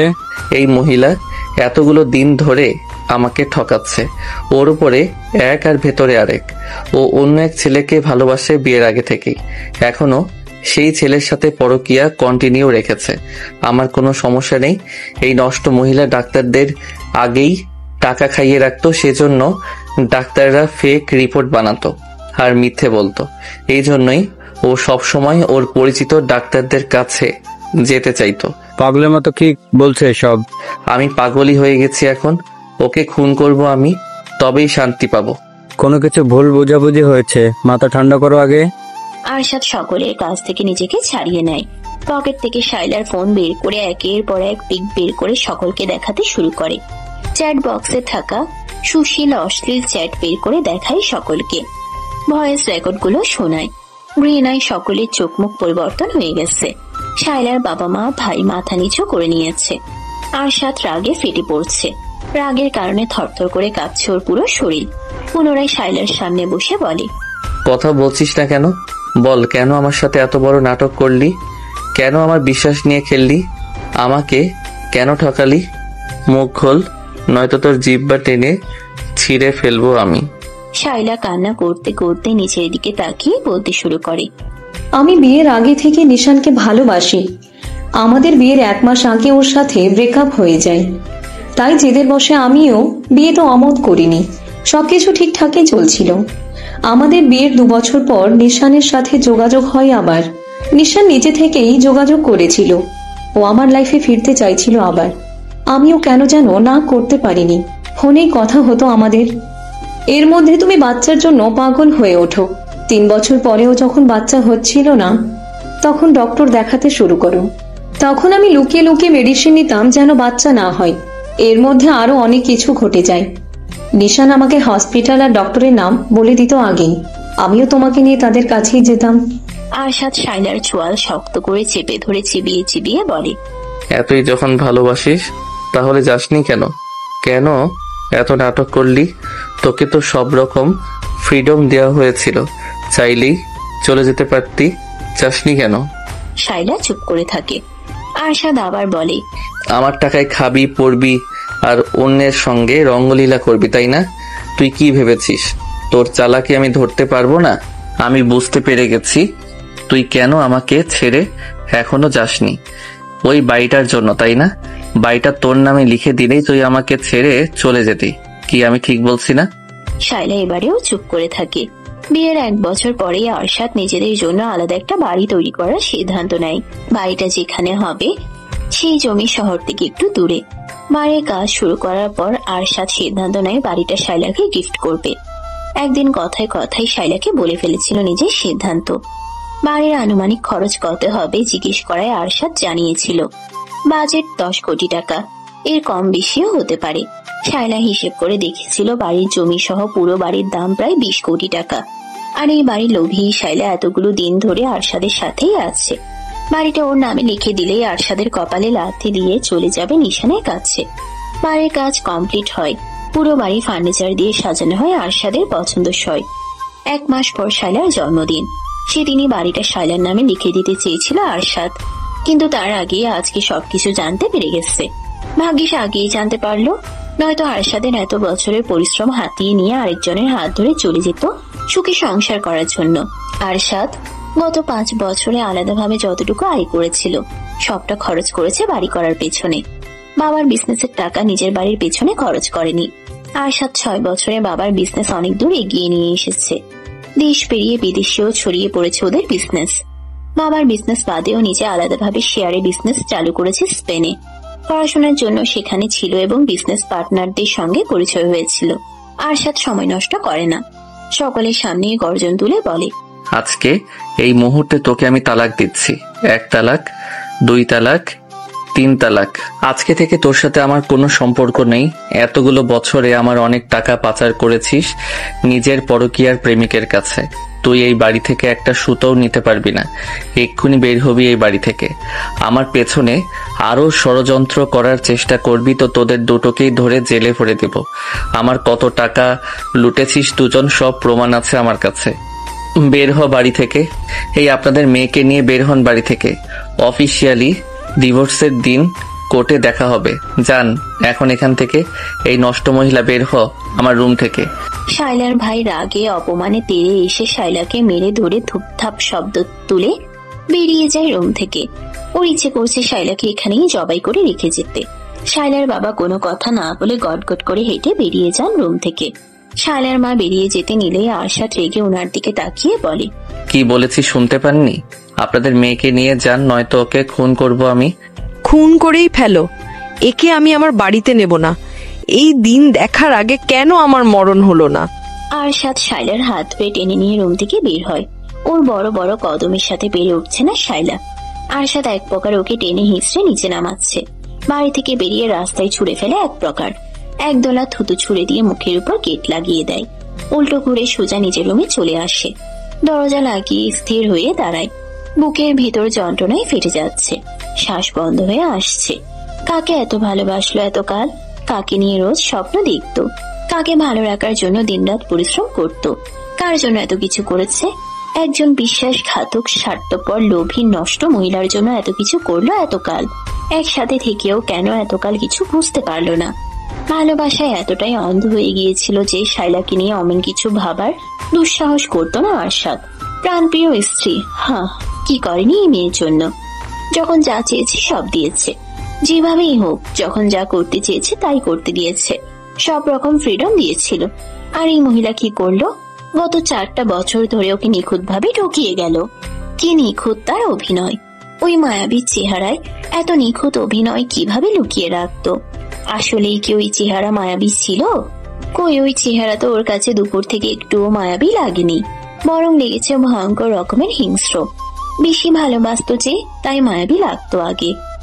এই শাইলাকে ভালোবাসেনি আরশাদ, ও ভালোবেসেছিল সেই শাইলাকে, যে কিনা ওর হাত ধরে ওর চোখে চোখ রেখে বলেছিল, আমি সারা জীবন তোমার সাথেই থাকবো, কোনোদিনও তোমার হাত ছাড়বো না। তুমি আমার জীবনের প্রথম এবং শেষ পুরুষ। হাঁটু মুড়ে বসে পড়ে আরশাদ। বুকের বাম পাশে শক্ত করে চেপে ধরে জড়ানো গলায় বলে, কেন আমাকে এভাবে ঠকালে? আমি তোমার এই রূপ কিছুতেই মানতে পারছি না। তুমি বলেছিলে আমি তোমার জীবনের প্রথম পুরুষ, অথচ আমি দ্বিতীয় জন ছিলাম। এত নিখুঁত অভিনয় তুমি কিভাবে করলে এতগুলো দিন ধরে? তুমি লাস্ট মেসেজে কি লিখেছিলে? আমাকে তোমার এখন সহ্য হয় না, আমাকে দেখলে তোমার খুন করতে ইচ্ছে করে। নরম গলায় কথাগুলো বলতে বলতে হঠাৎই গর্জন করে উঠে আবার মিষ্টি ভাষায় গালাগালি করতে শুরু করে শাইলাকে উদ্দেশ্য করে। বসা থেকে উঠে শাইলার যা যা হাতের কাছে পায় সবকিছু ছুঁড়ে ফেলতে শুরু করে। রুমের বাইরে দাঁড়িয়ে সবাই রুমের ভেতরে চলা তাণ্ডব স্পষ্ট অনুভব করতে পারছে। আরশাদ রুমের ভেতরে পাগলের মতো চিৎকার শুরু করেছে রীতিমতো। পুরো বাড়ি কেঁপে উঠছে যেন ওর চিৎকারে আর তাণ্ডবে। 1 সপ্তাহ পর আরশাদ আর শাইলার অফিসিয়ালি ডিভোর্স হয়। এই 1 সপ্তাহ পাগলের মতো কেটেছে আরশাদের। না ঠিক মতো খেয়েছে, না নিজের রুমে প্রবেশ করেছে, আর না অন্য কিছু করেছে। সারাদিন পাগলের মতো এদিক সেদিক ঘুরে বেরিয়েছে শুধু। বাড়িতে ফিরলেও নিজের রুমে প্রবেশ করেনি, গেস্ট রুমে থেকেছে। যা কিছুর প্রয়োজন হয়েছে ছোট ভাই বোন নয়তো মাকে দিয়ে আনিয়ে নিয়েছে। ওই রুমে প্রবেশ করলে আরো পাগলের মতো হয়ে গেছে। শাইলার সাথে কাটানো স্মৃতিগুলো মাথা চাড়া দিয়ে উঠেছে। সবকিছু ধ্বংস করে দিতে ইচ্ছে করেছে তখন। অফিসিয়ালি ডিভোর্স হওয়ার পর আরশাদ ওই বাড়িতে আর ফিরে যায়নি। নিজের টাকায় করা বাড়িটাই চলে আসে একাই। কারোর সাথে থাকতেও ভালো লাগছিল না। ওই বাড়িতে গেলেও দম বন্ধ হয়ে আসতো। পরিবারের সবাইকে এই বাড়িতে আসতেও নিষেধ করে দিয়েছে। ওকে ডিস্টার্ব করতে কেউ যেন এই বাড়িতে না আসে। ওর যখন ইচ্ছে হবে তখন নিজেই যাবে বাড়িতে। অবশ্য অফিসে গেলে রোজ দেখা হয় বাপ ভাইয়ের সাথে। ডিভোর্সের 15 দিন পর বেশ রাত করে অফিস থেকে ফিরছিল আরশাদ। ওর মনে শান্তি লাগছিল না। মাঝ রাস্তায় গাড়ি থামিয়ে নেমে দাঁড়ায় গাড়ি থেকে। পূর্ণিমার চাঁদের আলোয় রাস্তা পুরোপুরি পরিষ্কার। রাস্তা পুরোপুরি ফাঁকা। আশেপাশে একটা কুকুরও নেই। ওর ইচ্ছে করছে মরে যেতে। এভাবে আর বেঁচে থাকতে ইচ্ছে করছে না। গাড়ি ফেলে রেখে এলোমেলো ভাবে গন্তব্যহীন হাঁটতে শুরু করে। পাগলের মতো অবস্থা। কোথায় যাচ্ছে নিজেও জানে না। কিছু দূর হেঁটে আরশাদের পা দুটো থেমে যায়। কানে ভেসে আসে নবজাতক শিশুর কান্না। আশেপাশে নজর বুলায়। এত রাতে এই ফাঁকা রাস্তায় বাচ্চা কাঁদছে কোথায়? কান্না অনুসরণ করে আগায়। এসে দাঁড়ায় ডাস্টবিনের পাশে। পকেট থেকে ফোন বের করে টর্চ অন করে। রক্ত মাখা কাপড়ে আচ্ছাদিত করা একটা বাচ্চা গলা ছেড়ে কেঁদে চলেছে। আরশাদ স্থির হয়ে দাঁড়িয়ে থাকে কিছু সময়। তারপর ঝুঁকে পড়ে বাচ্চাটার দিকে। হাত বাড়িয়ে গায়ের উপর থেকে কাপড় সরিয়ে দেয়। কয়েক ঘন্টা আগেই বোধহয় জন্ম হয়েছে। সোজা হয়ে দাঁড়িয়ে আশেপাশে নজর বোলার। নিজের গায়ে শার্ট খুলে ফেলে। বাচ্চাটাকে তুলে শার্ট দিয়ে পেঁচিয়ে নেয়। রক্ত মাখে নোংরা কাপড় আর ধরে না। উল্টো ঘুরে আবার হাঁটা শুরু করে গাড়ির দিকে। শহর থেকে কিছুটা দূরে হওয়ায় রাস্তাঘাট একদম ফাঁকা। মানুষজনের একটা টু শব্দ অব্দি নেই। আশ্চর্যের ব্যাপার হচ্ছে আরশাদ বাচ্চাটাকে কোলে তুলে নেওয়ার পরেই কান্না বন্ধ হয়ে গেছে। এক হাতে ড্রাইভিং করে বাড়িতে পৌঁছায় আরশাদ। ওর বাড়িতে এক মধ্যবয়স্ক দম্পতি থাকে বাড়ির কাজকর্ম আর রান্না বান্না করার জন্য। মহিলা আরশাদের কোলে ছোট বাচ্চা, তাও আবার এমন অবস্থায় দেখে অবাক হয়ে তাকিয়ে থাকে। আরশাদ নিজেই বাচ্চাটাকে মহিলার কোলে তুলে দিয়ে বলে পরিষ্কার করে খাওয়াতে। বাচ্চাটাকে পরিষ্কার করার পর নরম কাপড়ে আচ্ছাদিত করে গরুর দুধ গরম করে খাওয়ায়। খাওয়ার পর ঘুমিয়ে যায়। ছোট দেহখানায় বেশ কয়েকটা আঘাতের চিহ্ন পাওয়া যায়। বেশ অযত্নে অবহেলায় রাস্তার পাশে ডাস্টবিনে ফেলে রেখে গিয়েছিল কোনো এক হৃদয়হীন মানুষ। আরশাদ ফ্রেশ হয়ে এসে চুপচাপ খাবার খায়। তারপর বাচ্চাটাকে কোলে নিয়ে সোফায় বসে থাকে। বাচ্চাটার নাম দেয় আব্রাহাম চৌধুরী। আরশাদ চৌধুরীর ছেলে আব্রাহাম চৌধুরী। একটা সন্তানের বড় লোভ ছিল আরশাদের। অনাকাঙ্ক্ষিত ভাবে ওর একটা সন্তান হয়ে গেছে। একবার যখন পেয়েছে এই বাচ্চাকে আর কাজ ছাড়া করবে না কোনোদিন। 2 দিন পার হওয়ার পর আরশাদ বুঝতে পারে ওর ছেলের একজন মা লাগবে। ওরও বউ দরকার। এভাবে আর কতদিন? একজন প্রতারকের কারণে কেন নিজে সাফার করবে? তারপর খোঁজ চালায় একজন মায়ের। আরশাদ যেমন মেয়ে খুঁজছিল ঠিক তেমন মেয়ের খোঁজ পেয়ে যায় 2 দিনের মধ্যে। সময় নেয় না আরশাদ। পরের দিনে অনিকের বাবা মায়ের সকল ডিমান্ড পূরণ করে নুরাকে নিজেদের কাছে নিয়ে আসে একেবারে জন্য। নুরা চাইলেও কোনোদিন ওকে আর ওর ছেলেকে ছেড়ে যেতে পারবে না। নুরার পুরো দুনিয়া ঘিরে থাকবে আরশাদ আর আব্রাহাম। নুরাকে কোনো রকম স্বাধীনতা দেবে না আরশাদ। ও যা চাইবে বলবে তাই করতে বাধ্য নুরা। নুরাকে এই রুমের বাইরেও যেতে দেবে না কোনোদিন। নুরা আরশাদের প্রিয়জন নয়, শুধুমাত্র প্রয়োজন। আর সবসময় প্রয়োজন হয়েই থাকবে। প্রিয়জন বানিয়ে আর কষ্ট পাবে না আরশাদ। এখন আর ওর মন কোনো নারীকে ভালোবাসতে চায় না। আরশাদ নিজেও আর কাউকে ভালোবাসতে চায় না। বিয়ে করলেই কি ভালোবাসতে হবে নাকি? সকালে নুরার ঘুম আগে ভেঙেছে। আব্রাহামকে অয়েল ম্যাসাজ করে দিয়ে খাইয়ে এখন রুম জুড়ে হাঁটছে। বাচ্চাটা এতক্ষণ কান্না করলেও এখন চুপ করে আছে। এতটুকু ছেলেও বসে থাকা আর হাঁটার পার্থক্য বুঝতে পারে। নুরার ঘুম পাচ্ছে এখন। রাতে বেশ কয়েকবার ঘুম থেকে উঠতে হয়। আব্রাহাম জেগে থাকে। ছোট একটা বাচ্চা, খাবে আর ঘুমাবে তা না, ঘন্টার পর ঘন্টা জেগে থাকে এক্ষুনি। আরশাদ শোয়া থেকে উঠে ঝিম ধরে বসে রইল। চোখ তুলে নুরার দিকে তাকায়। রুমের জানালা দরজা এখনো বন্ধ। ডিম লাইটের ঘোলাটে আলোয় আলোকিত হয়ে আছে রুম। আরশাদ বিছানা ছেড়ে নেমে দাঁড়ায়। জানালার পর্দা সরিয়ে বাথরুমে প্রবেশ করে। আজকে অফিস নেই, কোনো জায়গায় যাওয়ার তাড়াও নেই। তোকে কয়েকটা কাজ আছে। বাথরুম থেকে বেরিয়ে হাত মুখ মুছতে মুছতে গম্ভীর স্বরে বলে, আব্রাহামকে ওয়েল মেসেজ দিয়েছো? হ্যাঁ। তুমি ফ্রেশ হয়েছো? আব্রাহাম তো ঘুমাচ্ছে না, ঘুমালেই ফ্রেশ হতে যাব। ওকে আমার কাছে দাও। টাওয়াল বিছানায় ছুঁড়ে দিয়ে আব্রাহামকে নিজের কোলে তুলে নেয়। ছেলেটা ছোট ছোট চোখ জোড়া মিলে তাকিয়ে আছে। ডান হাতটা মুখের উপর দিয়ে খাওয়ার চেষ্টা করছে। বেশ কয়েকদিন পেরিয়ে গেছে, আরশাদের মধ্যে কোনো পরিবর্তন আসেনি। নোরা ওকে দেখলেই ভয়ে সিটিয়ে যায়। আরশাদের গম্ভীর চোখ মুখ দেখলেই মনে ভয় ঢুকে যায়। গম্ভীর গলার স্বর শুনলে গলা শুকিয়ে যায়। এখন দুপুরের সময়। দুপুরের খাবার খেয়ে আব্রাহামকে ঘুম পাড়িয়ে নোরা নিজেও ঘুমিয়ে পড়েছে। আব্রাহামের সাথে রোজ রাত জাগতে হয় ওর। আবার সন্ধ্যার পরও দ্রুত ঘুমোতে পারে না আরশাদের জন্য। রুমের দরজা ঠেলে ভেতরে প্রবেশ করে আরশাদ। চোখ দুটো লাল হয়ে আছে। বিছানার দিকে একবার তাকিয়ে গায়ের শার্ট খুলে বিছানায় শুয়ে পড়ে নোরার পাশে। আরশাদ শুতেই নোরার ঘুম ভেঙে যায়। ভয় পেয়ে তড়িঘড়ি করে পেছনে তাকায়। আরশাদকে দেখে একটু শান্ত হয়। ভয় পেয়ে গিয়েছিল, ভেবেছিল কে নাকি এসেছে। আরশাদ তো বিকেলে ফিরবে জানিয়েছিল।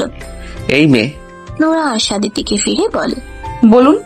আমার মাথা ব্যথা করছে, মাথা ব্যথা কমানোর ব্যবস্থা করো দ্রুত। ওষুধ নেই? না। মাথা ব্যথার বাম? কিচ্ছু নেই।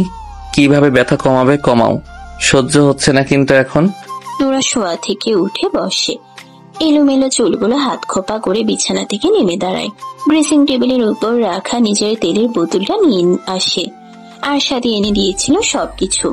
বাথরুম থেকে পানি এনে আগে পানি দিয়ে দেয় চুলে, তারপর তেল দিয়ে ম্যাসাজ করতে শুরু করে। আরাম লাগে আরশাদের। সকাল থেকে প্রচন্ড মাথা ব্যথা করছিল।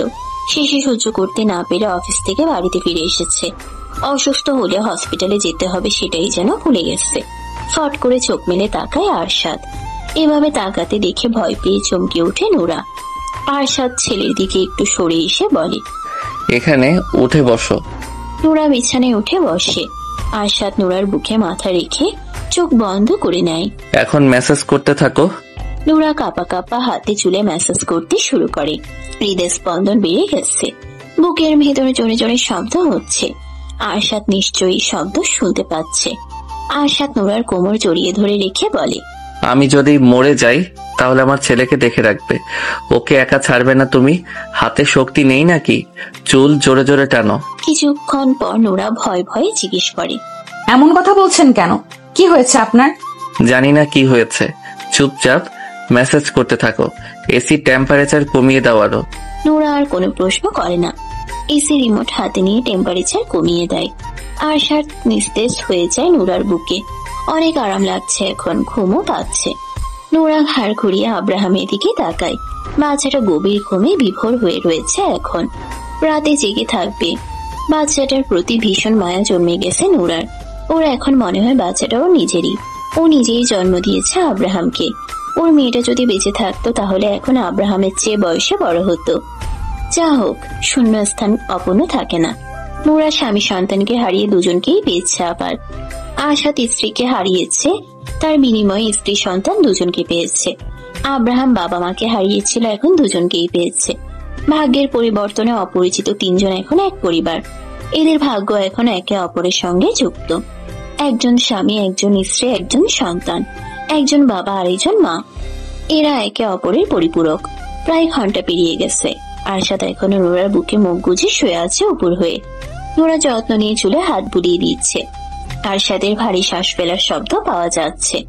আরশাদ ঘুমিয়ে গেছে নোরা বুঝতে পারছে। আরশাদের শরীর গরম ছিল, এখন ঠান্ডা হয়ে গেছে। মাথার তালু অনেক গরম হয়েছিল, রীতিমতো ভাপ উঠছিল মাথা দিয়ে। হাত থামিয়ে দেয় নোরা। ব্যথা হয়ে গেছে একটানা হাত বুলাতে বুলাতে। আব্রাহাম নড়ে চড়ে কেঁদে উঠে। পি করে দিয়েছে বোধ হয়।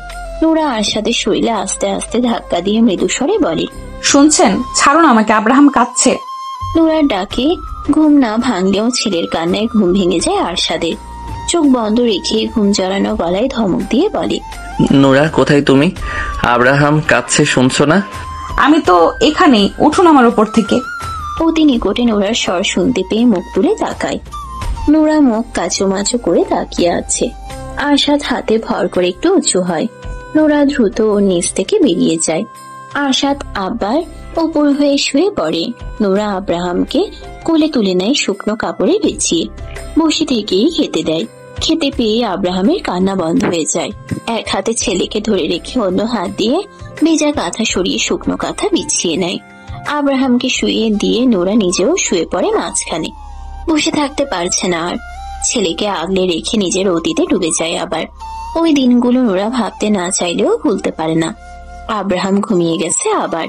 এই ছেলে দিনে পড়ে পড়ে ঘুমায় আর রাতে জেগে থাকে। নোরা দিনের বেলায় ঘুমোতে পারে না খুব একটা, দিনের বেলায় ঘুম আসতেই চায় না। যাও একটু ঘুমিয়েছিল আরশাদের জন্য উঠে পড়েছিল তখন, এখন আর ঘুম আসছে না। আরশাদের রাগী তেজি হিংস্র গলার স্বর শুনে ভয়ে কেঁপে ওঠে নোরা। কুত্তার বাচ্চা, তুই আবার এসেছিস আমার সামনে। আজকে তোকে খুন করে ফেলবো আমি। তোকে আজকে কেউ বাঁচাতে পারবে না আমার হাত থেকে। কথাগুলো বলেই খপ করে নোরার চুলের মুঠি শক্ত করে ধরে। ব্যথা পেয়ে নোরার দু চোখ বেয়ে পানি গড়িয়ে পড়তে শুরু করে। উল্টো ফিরে শুয়ে থাকায় আরশাদের চেহারা দেখতে পাচ্ছে না। নিজের হাতে আরশাদের হাত সরিয়ে দেওয়ার চেষ্টা করে বলে, কি করছেন? ব্যথা পাচ্ছি আমি, চুল ছাড়ুন। আরশাদ চুল ছাড়ছে না, হাতের মুঠো আরো টাইট হয়ে গেছে। মিশ্রী ভাষায় গালি দিচ্ছে সমানে। নোরা আরো কয়েকবার ডাকে, আরশাদ ওর ডাকে সারা শব্দ করে না। নিজের মতো গালাগালি করছে আর চুলের মুঠি ধরে টানাটানি করছে। কি করেছি আমি? ব্যথা পাচ্ছি তো, ছাড়ুন না। আরশাদের ঘুম ভেঙে যায়। এখনো উপর হয়েই শুয়ে আছে, ঘাড় ঘুরিয়ে তাকায় নিজের পাশে। নিজের হাতের মুঠোয় নোরার চুল দেখে দ্রুত ছেড়ে দিয়ে শোয়া থেকে উঠে বসে তড়িৎ গতিতে। নোরা মাথার পেছন সাইড হাত দিয়ে ধরে ফুপিয়ে ফুপিয়ে কাঁদছে। ব্যথায় মনে হচ্ছে মাথার পেছন সাইডের চামড়া সহ চুল তুলে ফেলেছে টেনে। আরশাদ দুই হাতে নিজের মাথার চুল খামচে ধরে।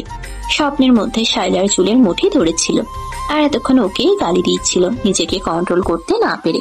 কিন্তু বাস্তবে যে নোরার চুলের মুঠি চেপে ধরেছে তা তো ওর কল্পনায়ও ছিল না। এক শয়তানকে মারতে গিয়ে শুধু শুধু মেয়েটাকে কষ্ট দিল। নোরার দিকে এগিয়ে নোরাকে টেনে নিজের দিকে ফেরায়। নোরার ফর্সা চেহারা লাল হয়ে গেছে, চোখ দুটো বেয়ে ঝরঝর করে পানি গড়িয়ে পড়ছে। আরশাদের নিজের উপরে নিজেরই রাগ হচ্ছে এখন। নোরার চোখের পানি মুছিয়ে দিতে দিতে অপরাধীর ন্যায় গম্ভীর স্বরে বলে, আমি ইচ্ছে করে তোমাকে ব্যথা দেইনি। ঘুমের মধ্যে স্বপ্ন দেখে এমন করে ফেলেছি। প্রথমেই ডাকুনি কেন আমাকে? নোরা কাঁদতে কাঁদতে বলে, ডেকেছিলাম, আপনি শোনেননি। অনেক ব্যথা করছে।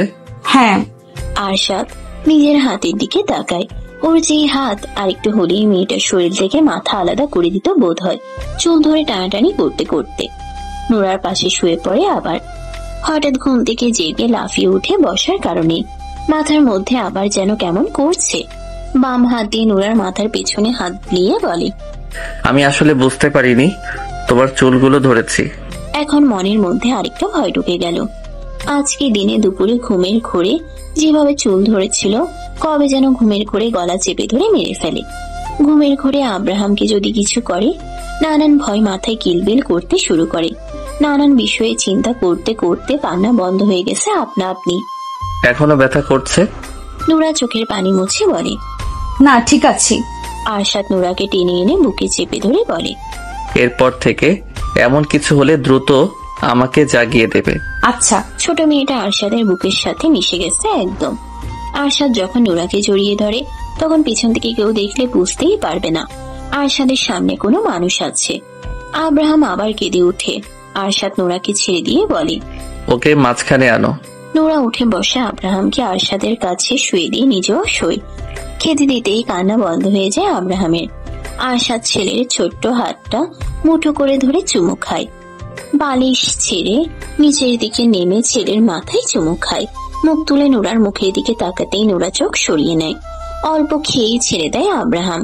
এখন বেশি খিদে লাগেনি। আরশাদ ছেলেকে নিজের দিকে ফেরায়, বুকে আগলে ধরে কথা বলতে শুরু করে ছোট্ট ছেলের সাথে। ছেলেটা ছোট ছোট চোখ জোড়া মেলে বাবার মুখের দিকে তাকিয়ে আছে। নোরা শোয়া থেকে উঠে বিছানা ছেড়ে নেমে দাঁড়ায়। হাত মুখ ধোয়ার জন্য বাথরুমে প্রবেশ করে। মাথার পেছনে এখনো ব্যথা করছে। কি শক্ত করেই না চেপে ধরেছিল চুলের মুঠি। কাকে স্বপ্নে দেখে ওর চুলগুলো এভাবে ধরলো, কাকে ওই ভাষায় গালি দিল। ভাবনাগুলো মাথায় ঘুরপাক খেলেও আরশাদকে প্রশ্ন করার দুঃসাহস দেখায়নি নোরা। হন্তদন্ত হয়ে বেডরুমে প্রবেশ করে এরশাদ। নোরা মাত্রই বাথরুম থেকে বেরিয়েছে। এরশাদকে দেখতেই পা দুটো থেমে গেছে। কে এই যুবক? এই রুমে এভাবে কেন প্রবেশ করলো? ঘাড় ঘুরিয়ে বিছানায় শুয়ে থাকা আরশাদের দিকে তাকিয়ে দেখে আরশাদ যুবকটার দিকেই তাকিয়ে আছে। নোরা হেঁটে এসে আরশাদের পাশে দাঁড়ায়, মাথা নিচু করে। আরশাদ ছেলেকে ছেড়ে শোয়া থেকে উঠে বসে। ছোট ভাইয়ের দিকে তাকিয়ে গম্ভীর স্বরে বলে, তুই এখানে কেন? এরশাদ বোধহয় ভাইয়ের কথা শুনতে পায়নি। অবাক হয়ে তাকিয়ে দেখছে বিছানায় শুয়ে থাকা বাচ্চাটাকে আর ভাইয়ের পাশে দাঁড়িয়ে থাকা মেয়েটাকে। কারা এরা? এই বাড়িতে আর এই রুমে কি করছে? আরশাদের উদাম গা, অফিসের ফর্মাল প্যান্ট পরনে রয়েছে এখনো। অফিসে আরশাদকে না দেখে খোঁজ করলে জানতে পারে আরশাদ মাথা ব্যথার কারণে অফিস থেকে বেরিয়ে এসেছে। অনেকবার কল করলেও রিসিভ হয় না। পরে আরশাদের বাড়ির দারোয়ানকে কল করে জানতে পারে আরশাদ বাড়িতে ফিরে এসেছে। অফিসে একটু কাজ ছিল, সেই কাজ শেষ করে ভাইকে দেখতে এসেছে। এখন কি অবস্থা?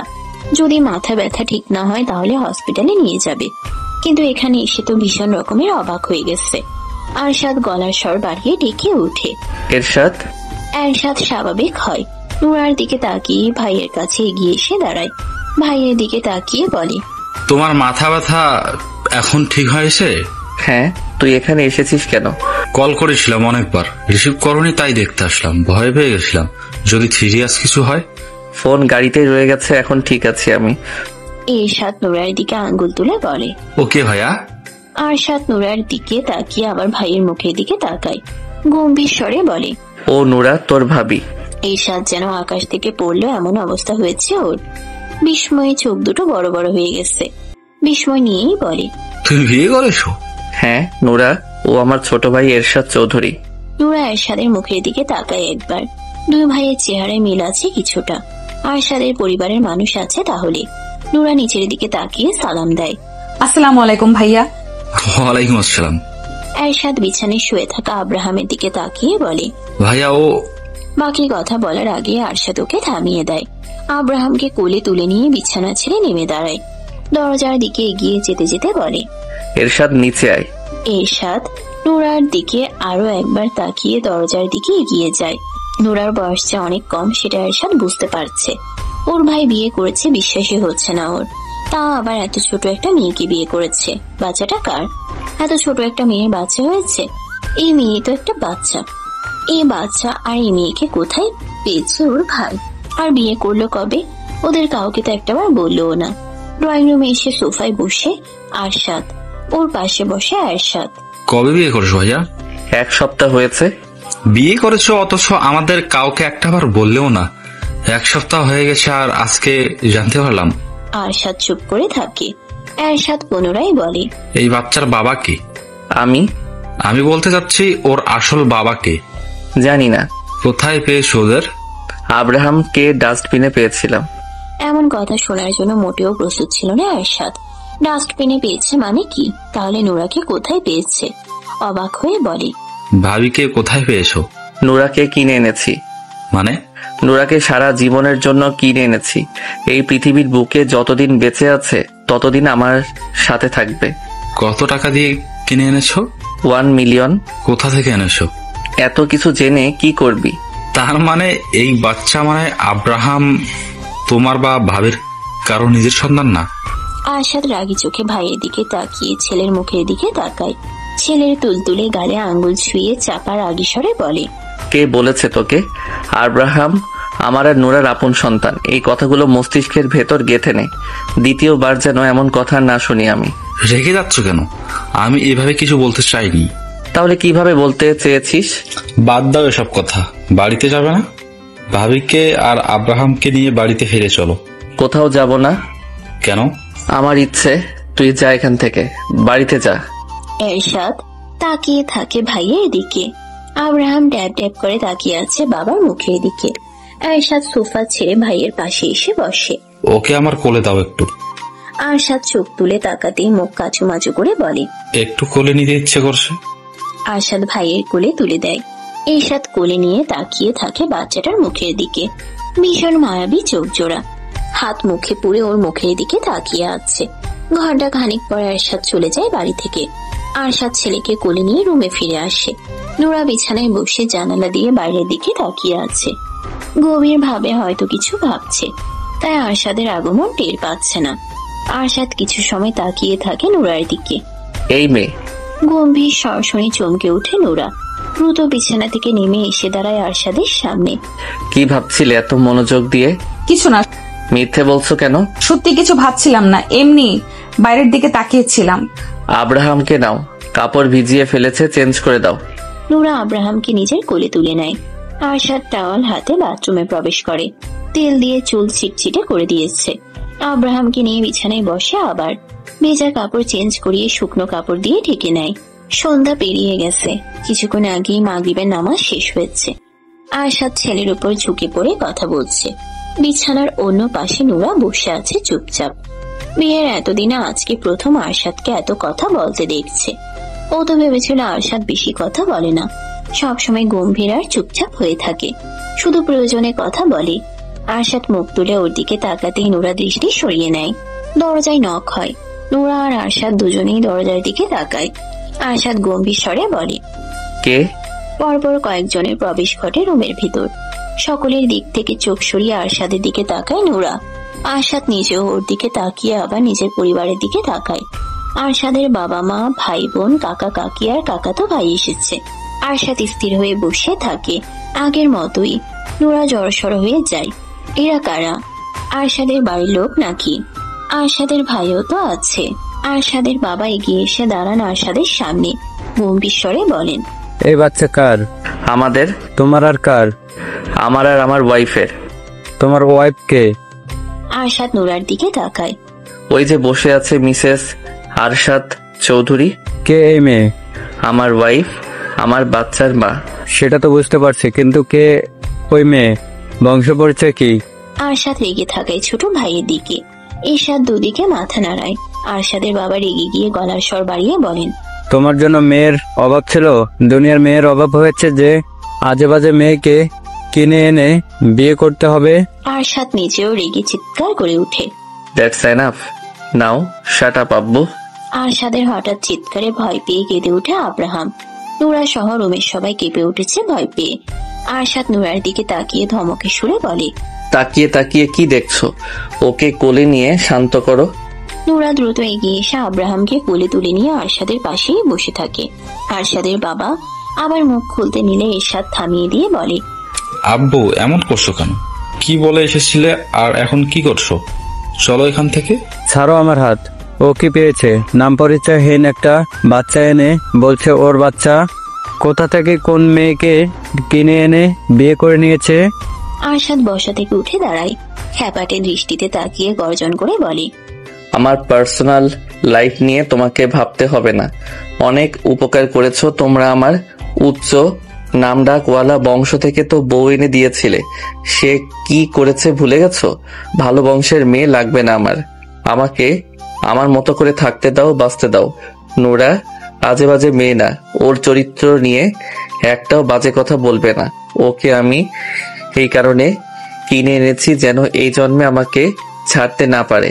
ও পচে গলে মরলেও আমার কাছেই মরবে।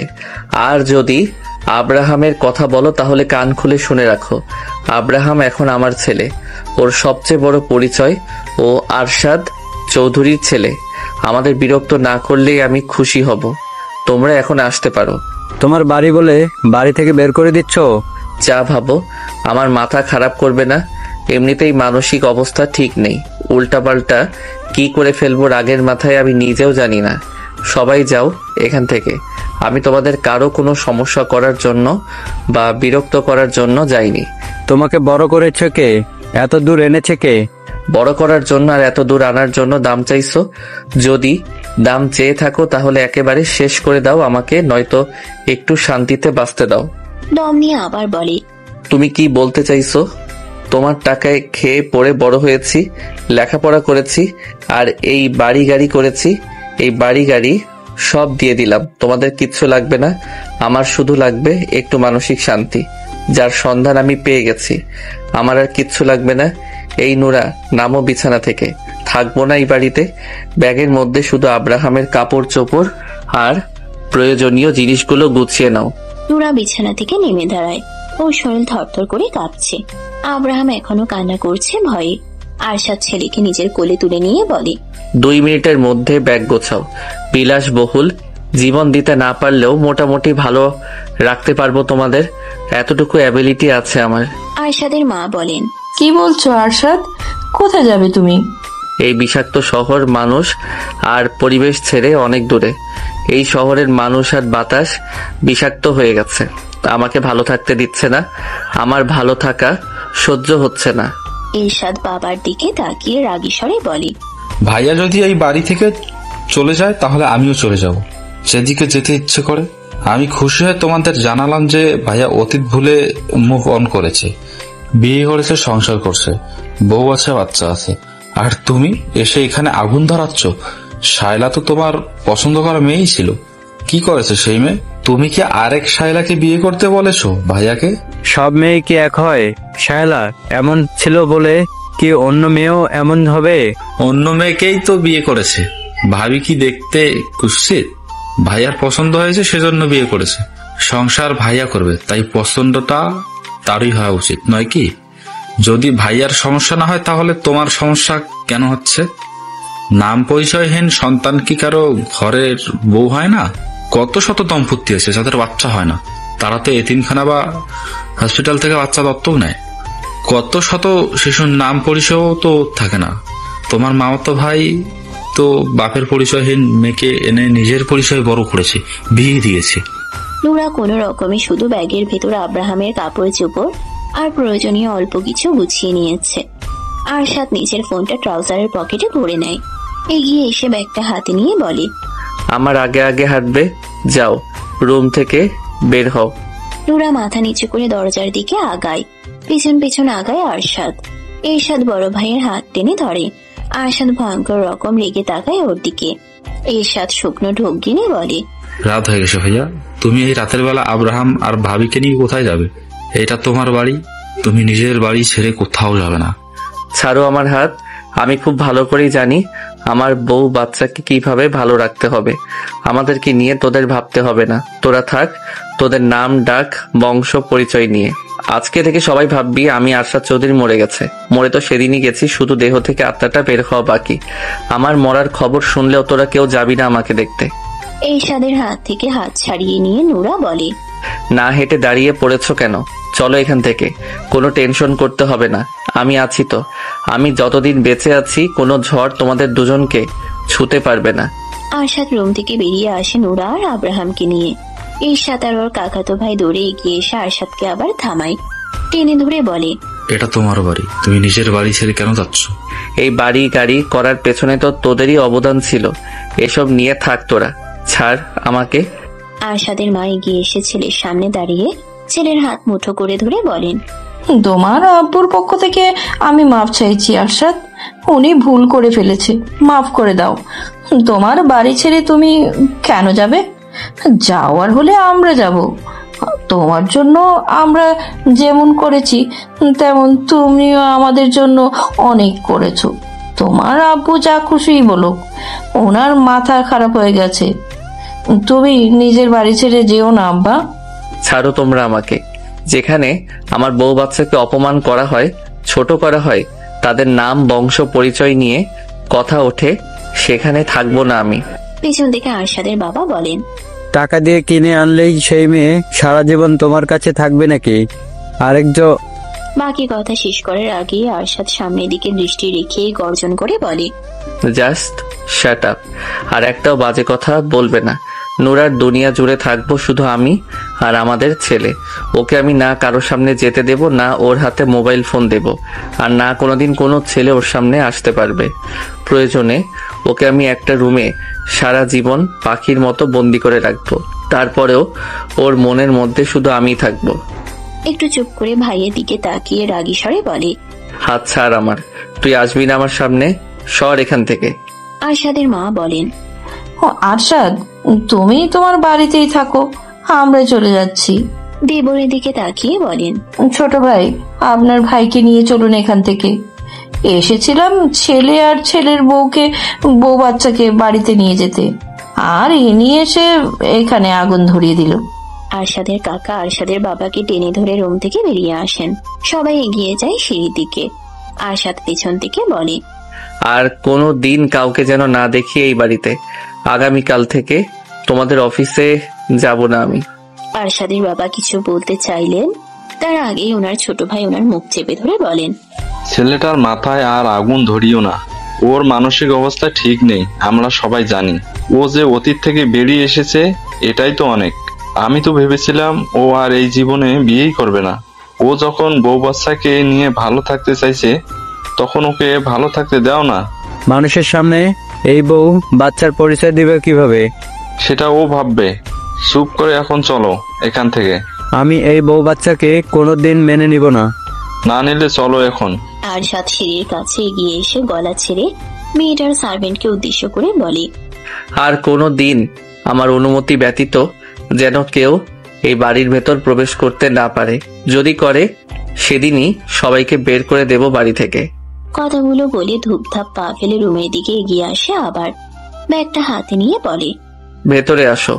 আরশাদের পেছন পেছন ভেতরে প্রবেশ করে নোরা। আব্রাহাম এখনো কেঁদেই চলেছে। বাবার চিৎকার অনেক ভয় পেয়েছে বাচ্চা ছেলেটা। আরশাদ আব্রাহামকে নোরার দিকে বাড়িয়ে দিয়ে বলে, ওকে খাওয়াও। নোরা কোলে তুলে নিয়ে বিছানায় উঠে শুয়ে পড়ে ছেলেকে নিয়ে। খেতে দিলেও প্রথমে খেতে চায় না আব্রাহাম। আরো কতক্ষণ কান্নাকাটির পর খাওয়া শুরু করতেই কান্না বন্ধ হয়ে যায়। এখনো কেঁপে কেঁপে উঠছে বাচ্চা ছেলেটার ছোট্ট দেহখানা।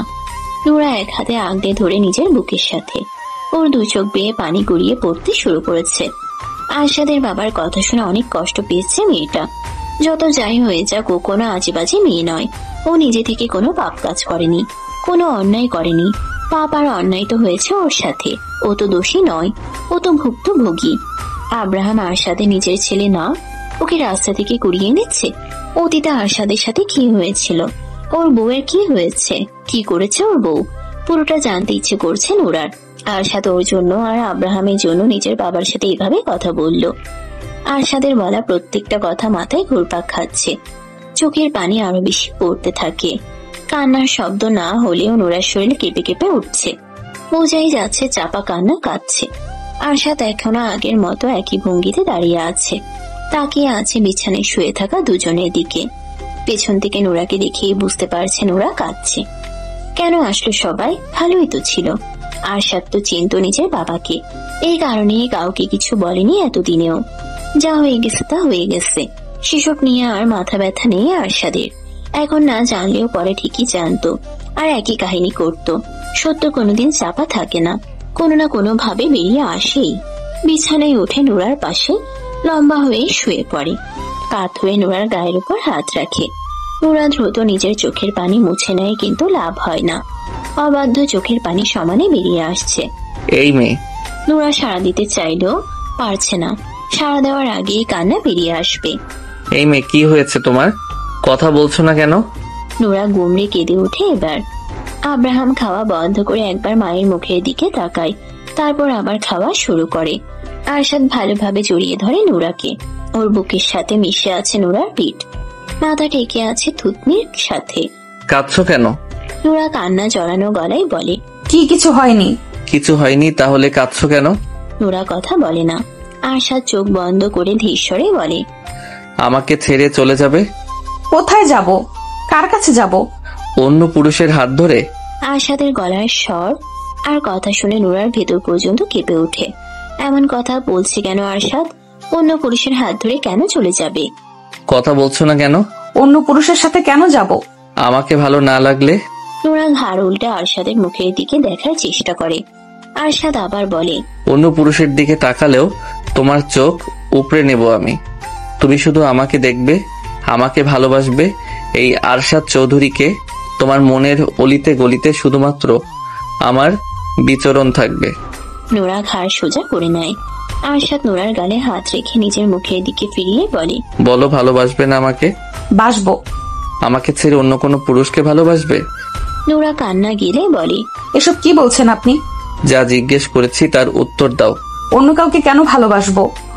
আপনি আমার স্বামী, ভালোবাসলে তো আপনাকেই বাসবো। অনেকের কথা মনে পড়ে না তোমার? নোরা স্তব্ধ। উত্তর দাও। মনে পড়ে না। কেন পড়ে না? ভালোবাসনি ওকে? ও তো তোমার স্বামী ছিল। ভালোবাসিনি ওনাকে। ভালোবাসার মতো কোনো কিছু উনি করেননি আমার জন্য। সব সময় শুধু আমাকে কষ্টই দিয়েছে, মারধরি করেছে। আমাকে বিয়ে করার পরও অন্য মেয়েদের কাছে গিয়েছে, সব সময় আমার সাথে অন্যায় করেছে। আরশাদ আর কোনো কিছু বলে না, নোরাকে জড়িয়ে ধরে নিশ্চুপ হয়ে থাকে।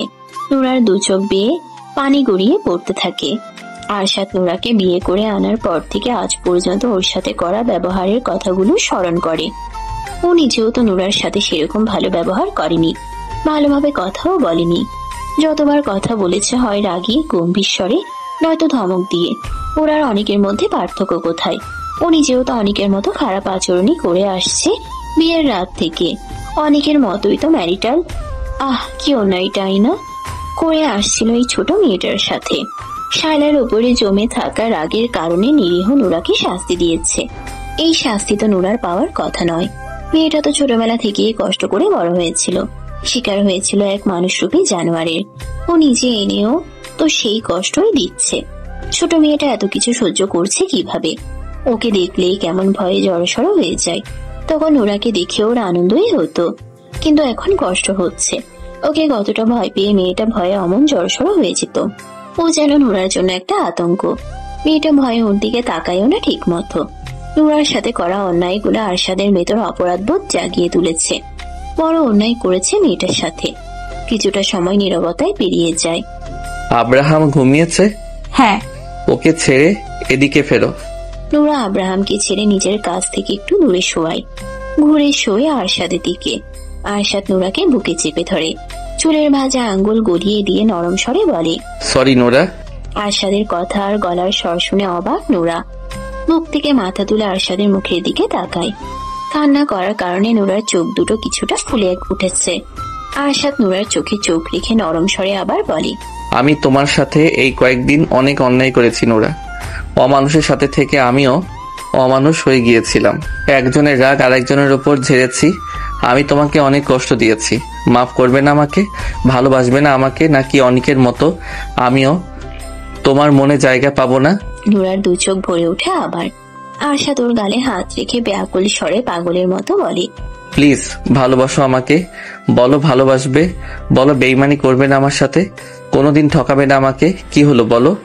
নুরা ফুপিয়ে ওঠে আরশাদের পাগলামো কথা শুনে। আরশাদ নুরাকে আবার বুকে চেপে ধরে চুলে হাত বুলিয়ে বলে, দেখো আর কষ্ট দেব না আমি তোমাকে, একটু কষ্ট দেব না, প্রমিস। শুধু সারা জীবন আমাকে ভালোবাসবে। তোমার হৃদয়ের গভীরে তো এখনো কোনো পুরুষের জায়গা হয়নি, সেখানে তুমি আমাকে জায়গা দাও সারা জীবনের জন্য। নুরা আরশাদের টি শার্ট খামচে ধরে শক্ত হাতে। ভয় লাগলেও কাঁদতে কাঁদতে বলে, আপনি আর ধমক দিবেন না আমাকে? দেব না। রাগারাগি করবেন না আমার সাথে? করবো না। তাতে কষ্ট দেবেন না আমাকে? আরশাদের চোখ বন্ধ করে একটু দম নিয়ে তারপর বলে, দেব না। এতদিন যা যা করেছে এমন কিছু আর করবো না। তুমি শুধু আমার কথা শুনবে, চলবে, আমাকে আর আমাদের ছেলেকে ভালোবাসবে। সব করব। আমাকে কোনোদিন ঠকাবে না, আমার সাথে বিশ্বাসঘাতকতা করবে না, প্রতারণা করবে না আমার সাথে, মিথ্যে বলবে না আমাকে। কিচ্ছু করব না। কাঁদছো কেন? আব্বুর কথায় অনেক কষ্ট পেয়েছো? তোমাকে কষ্ট দেওয়ার জন্য আর কেউ আসবে না এই বাড়িতে। আপনি ওনাদের সাথে এমন করলেন কেন? আব্বু কি বলেছে শোনোনি? নুরা চুপ করে থাকে। খাবার খাবে? ওঠো। আরশাদ নুরাকে ছেড়ে দেয়। নুরা উঠে বসে, আরশাদ নিজেও উঠে বসে। হাত মুখ ধুয়ে দুজনেই ফ্রেশ হয়। মেয়েট খাবার দিয়ে গেছে। আরশাদ এখন নুরাকে আর খাবার বাড়তে বলে না, নিজেই খাবার বেড়ে দেয় একটা প্লেটে। চেয়ার টেনে নিজের পাশে এনে নুরার দিকে তাকিয়ে বলে, এখানে বসো। নুরা বসে আরশাদের পাশে। আরশাদ ভাত মেখে নুরার মুখের সামনে তুলে ধরে বলে, হা করো। বিনা বাক্যে হা করে নুরা। আরশাদ নুরার মুখে ভাত পুড়ে দিয়ে নিজের মুখে নেয়। নিজের হাতে নুরাকে খাইয়ে দিতে থাকে, নিজেও খেতে থাকে। নুরার দু চোখ বেয়ে পানি গড়িয়ে পড়তে শুরু করে। আরশাদ মুখে ভাত পুড়ে দিয়ে চোখের পানি মুছিয়ে দেয় নিজ হাতে। গালে হাত রেখে নরম স্বরে বলে, কি হয়েছে? কষ্ট দেব না তো আর? নুরা আরশাদের মুখের দিকে তাকিয়ে থাকতে থাকতে ফুপিয়ে ওঠে। বুদ্ধি হওয়ার পর আজ পর্যন্ত কেউ ওকে এভাবে যত্ন করে খাইয়ে দেয়নি। যে আরশাদ সন্ধ্যার পরেও ওর সাথে রেগে রেগে ধমক দিয়ে কথা বলতো, সে আরশাদ হঠাৎ করেই পরিবর্তন হয়ে গেছে। নুরার বিশ্বাস হচ্ছে না আরশাদ ওকে খাইয়ে দিচ্ছে এত যত্ন করে, এত সুন্দর করে ভালোভাবে আরশাদ ওর সাথে কথা বলবে, সেটাও দুঃস্বপ্নেও ভাবেনি। আরশাদ কি সত্যি পরিবর্তন হয়ে গেছে, নাকি নুরা স্বপ্ন দেখছে? ঘুমিয়ে আছে কি এখন? ঘুম ভাঙলে কি সব আগের মতো হয়ে যাবে? আরশাদ আগের মতো ওর সাথে রাগারাগি ধমকাধমকি করবে, ওকে কষ্ট দিবে? নুরা কাঁদছো কেন? নুরা কেঁদে কেঁদে বলে, আপনি সত্যি সত্যি আমাকে আর কষ্ট দেবেন না? না, একদম কষ্ট দেব না। আর তোমাকে এখন কান্না বন্ধ করে হা করো। নুরার চোখের পানি মুছে কান্না বন্ধ করার চেষ্টা করে। বড় বড় করে শ্বাস নেয়। আরশাদ ভাতের লোকমা তুলে ধরতেই হা করে আবার। চোখ দুটো পানিতে ভরে ওঠে। টুপ করে গাল বেয়ে গড়িয়ে পড়ে মুহূর্তেই। আরশাদ তাকিয়ে থাকে নুরার মুখের দিকে। খাওয়া দাওয়া শেষ হলে দরজা লাগিয়ে দেয় আরশাদ। নুরা বিছানায় উঠে শুয়ে পড়ে। আরশাদ মেন লাইট অফ করে ডিম লাইট অন করে শুয়ে পড়ে নুরার পাশে। যত্ন সহকারে নুরাকে আগলে নেয় নিজের প্রশস্ত বুকে। আরশাদের বুকে ভয় ডরহীন নিরাপদ আশ্রয় পেয়ে নুরা লুকিয়ে পড়তে চায় প্রশস্ত বুকের গভীরে। রাত পেরিয়ে নতুন ভোরের আগমন ঘটে। নুরা আরশাদের বুকে মিশে ঘুমিয়ে আছে। একটু আগে এই বুকে এসে ঘুমিয়েছে আবার। আব্রাহাম রাত 3টার সময় ঘুম থেকে জেগে উঠেছিল। ফজরের পরপরই ঘুমিয়েছে আবার। আজকে রাতে আব্রাহামকে কোলে নিয়ে বসে থাকতে হয়নি নুরার। আরশাদ নিজেই ছেলেকে কোলে নিয়ে বসেছিল। নুরাকে বলেছিল ঘুমিয়ে পড়তে, যেহেতু আব্রাহাম পেট ভরে খেয়েছে তাই আর কাঁদতো না। কিন্তু নুরা ঘুমায়নি। দুজনকে বসিয়ে রেখে ও কিভাবে ঘুমোবে? আব্রাহাম আর নুরা ঘুমিয়ে গেলেও আরশাদ ঘুমায়নি। ওর ঘুম আসছে না। ওর এখনো অপরাধ বোধ হচ্ছে। নুরার চুলের ভাঁজে চুমু খায়, গাল ঢেকিয়ে রেখে বিড়বিড় করে বলে, তুমি শুধু আমার হয়ে থেকো, আমি তোমার জন্য পুরো দুনিয়ার সাথে লড়বো। মাঝে 2 দিন পেরিয়ে গেছে। আরশাদ বাড়ি থেকে বের হয় না, কোথাও যায়ও না, অফিসেও যায় না। সত্যি সত্যি সব সময় স্ত্রী সন্তানের সাথেই থাকে। আব্রাহামকে নিয়ে এখন আর নুরাকে বেশি কষ্ট করতে হয় না। আরশাদ যেহেতু বাড়িতেই থাকে, ও নিজেও দেখাশোনা করে আব্রাহামের। আরশাদের প্রতি ভয় অনেকটা কেটে গেছে নুরার। এখন আর আরশাদকে আগের মতো ভয় লাগে না ওর। আরশাদ নিজে থেকেই ওর অতীত নুরাকে বলেছে। আব্রাহামকে কিভাবে পেয়েছে সেটাও বলেছে। আরশাদের অতীত শুনে নুরা স্তব্ধ হয়ে গিয়েছিল। ওর সাথে আরশাদের অমন ব্যবহার করার কারণও বুঝতে পেরেছে। আর আব্রাহামের ঘটনা জানতে পেরে তো মেয়েটা কেঁদেই ফেলেছিল। আব্রাহামকে বুকে জড়িয়ে ধরে। নুরা এখন আব্রাহাম আর আরশাদ দুজনকেই ভীষণ ভালোবাসে। অযত্ন, অবহেলা আর কষ্ট পেয়ে আসা নুরা আরশাদের যত্ন, ভালোবাসা পেয়ে সত্যি নিজেকে ভাগ্যবতী মনে করে। কোনোদিন ভাবেনি এমন দিন ওর জীবনেও আসতে পারে। কেউ ওকে ভালোবেসে আগলে রাখবে, ওকে নিয়ে ভাববে, ওর ভালো মন্দের খেয়াল রাখবে, ও জীবনে খুশি থাকবে সেটা ভাববে, ও কিভাবে খুশি থাকবে সেটা ভাববে। প্রথম দিকে তো আরশাদকে নুরার কাছে সাইকো পাষাণ পুরুষ মনে হয়েছে। কেমন অদ্ভুত ব্যবহার করত, সবসময় রেগে থাকতো, ওকে কষ্ট দিত। কষ্ট পেলে সবাই ভেঙে পড়ে না, অনেকে নষ্টও হয়ে যায়। তবে আরশাদ হয়ে গিয়েছিল সাইকো টাইপের হৃদয়হীন। আরশাদ আব্রাহামকে নিয়ে সোফায় বসে আছে। নুরা ঘুমিয়ে আছে বেডরুমে। বিচারি গত রাতে ঘুমোতে পারেনি 2 বাপ বেটার যন্ত্রণায়। আব্রাহামকে ঘুম পাড়াতে পাড়াতে নিজেও ঘুমিয়ে গেছে। আব্রাহাম ঘুম থেকে আবার উঠে গেলেও নুরার ঘুম ভাঙেনি। আরশাদ ছেলেকে তুলে নিয়ে নিচে নেমে এসেছে যেন নুরার ঘুম না ভাঙে। কলিং বেল বেজে ওঠে। সার্ভেন্ট গিয়ে দরজা খুলে দেখে দারোয়ান দাঁড়িয়ে আছে। দারোয়ান ভেতরে এসে আরশাদের সামনে মাথা নিচু করে দাঁড়িয়ে বলে, স্যার আপনার মা এসেছেন, কিছুতেই যাচ্ছেন না, গেটের বাইরে দাঁড়িয়ে আছেন। আর কে এসেছে? আপনার ছোট্ট ভাই। আর কেউ আসেনি? না স্যার। ভেতরে আসতে দিন। দারোয়ান বেরিয়ে যায়। কয়েক মিনিট পরে ইরশাদ আর ওর মা ভেতরে প্রবেশ করে। আরশাদ একবার দুজনের দিকে তাকিয়ে ছেলের মুখের দিকে তাকিয়ে থাকে। আরশাদ, কিসের জন্য এসেছো? এভাবে কথা বলছো কেন?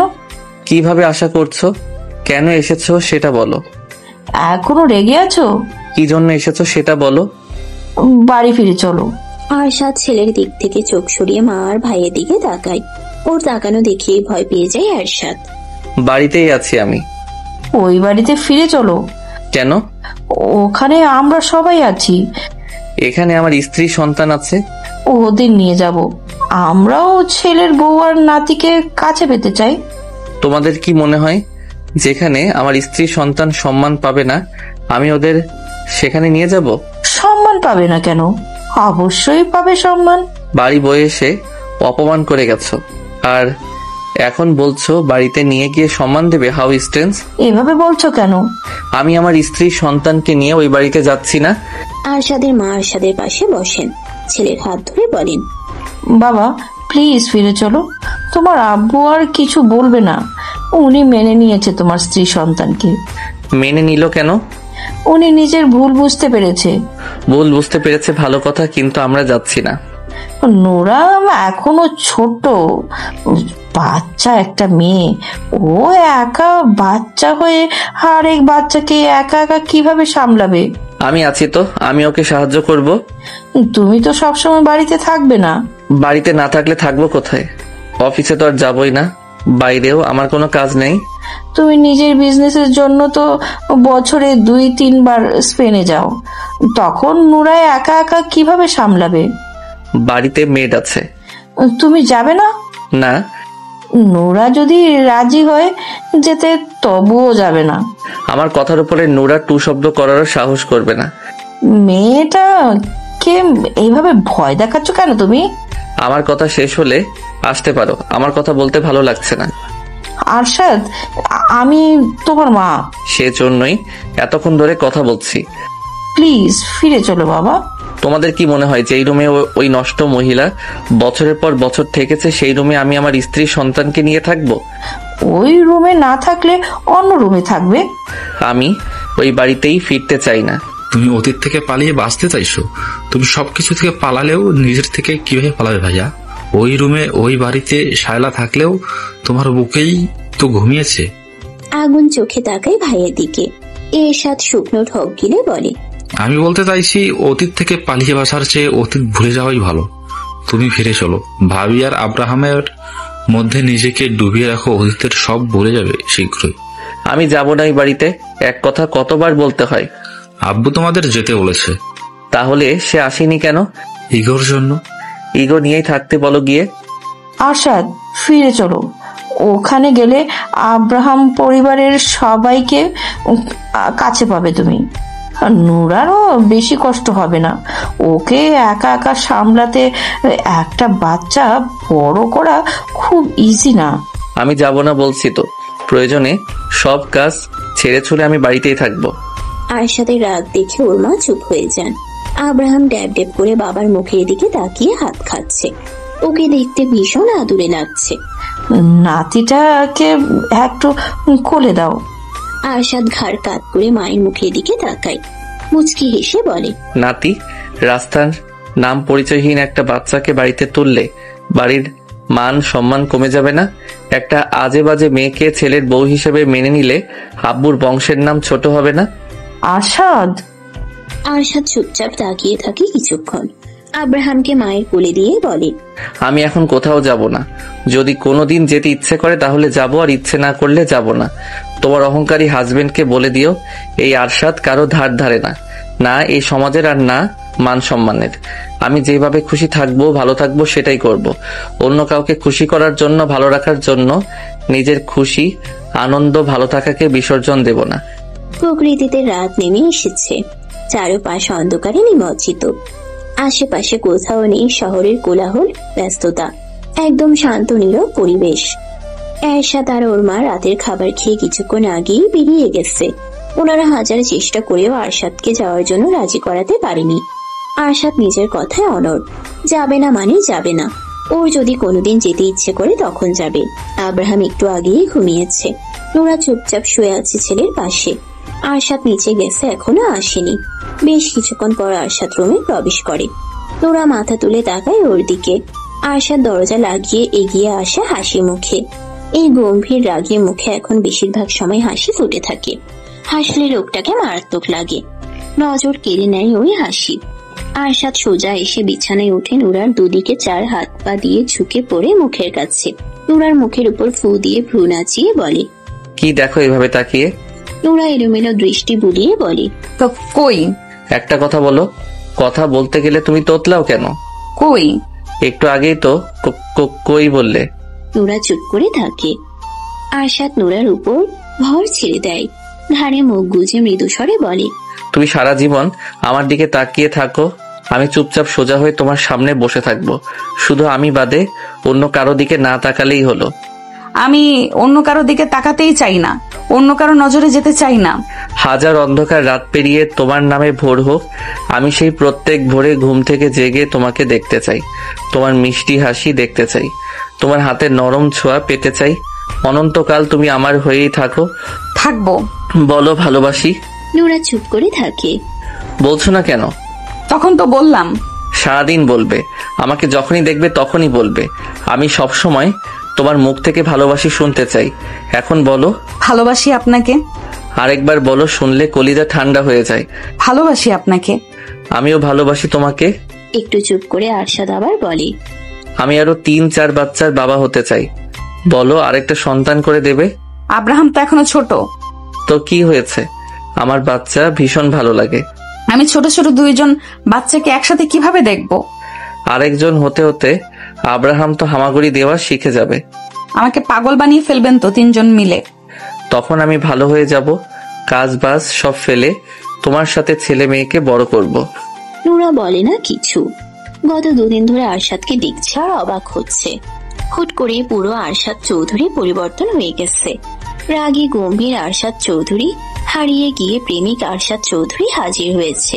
আরশাদ একটু উঁচু হয়, নুরার ওষ্ঠ জোড়ায় আলতো চুমু খেয়ে গালের সাথে গাল ঠেকিয়ে সুর ধরে গান গাইতে শুরু করে।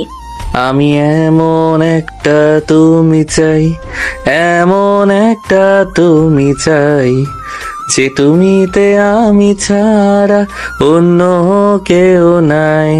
তুমি একবার বলো যদি, আমি পাড়ি দেব খরস্রোতা নদী, ভালোবাসা দেব পুরোটা। আমি এমন একটা তুমি চাই, এমন একটা তুমি চাই, যে তুমিতে আমি ছাড়া অন্য কেউ নাই। পুরো গল্পটা কেমন লেগেছে অবশ্যই মতামত জানাবেন সবাই। এমন আরো গল্প শুনতে চ্যানেলটি সাবস্ক্রাইব দিয়ে রাখবেন। ধন্যবাদ।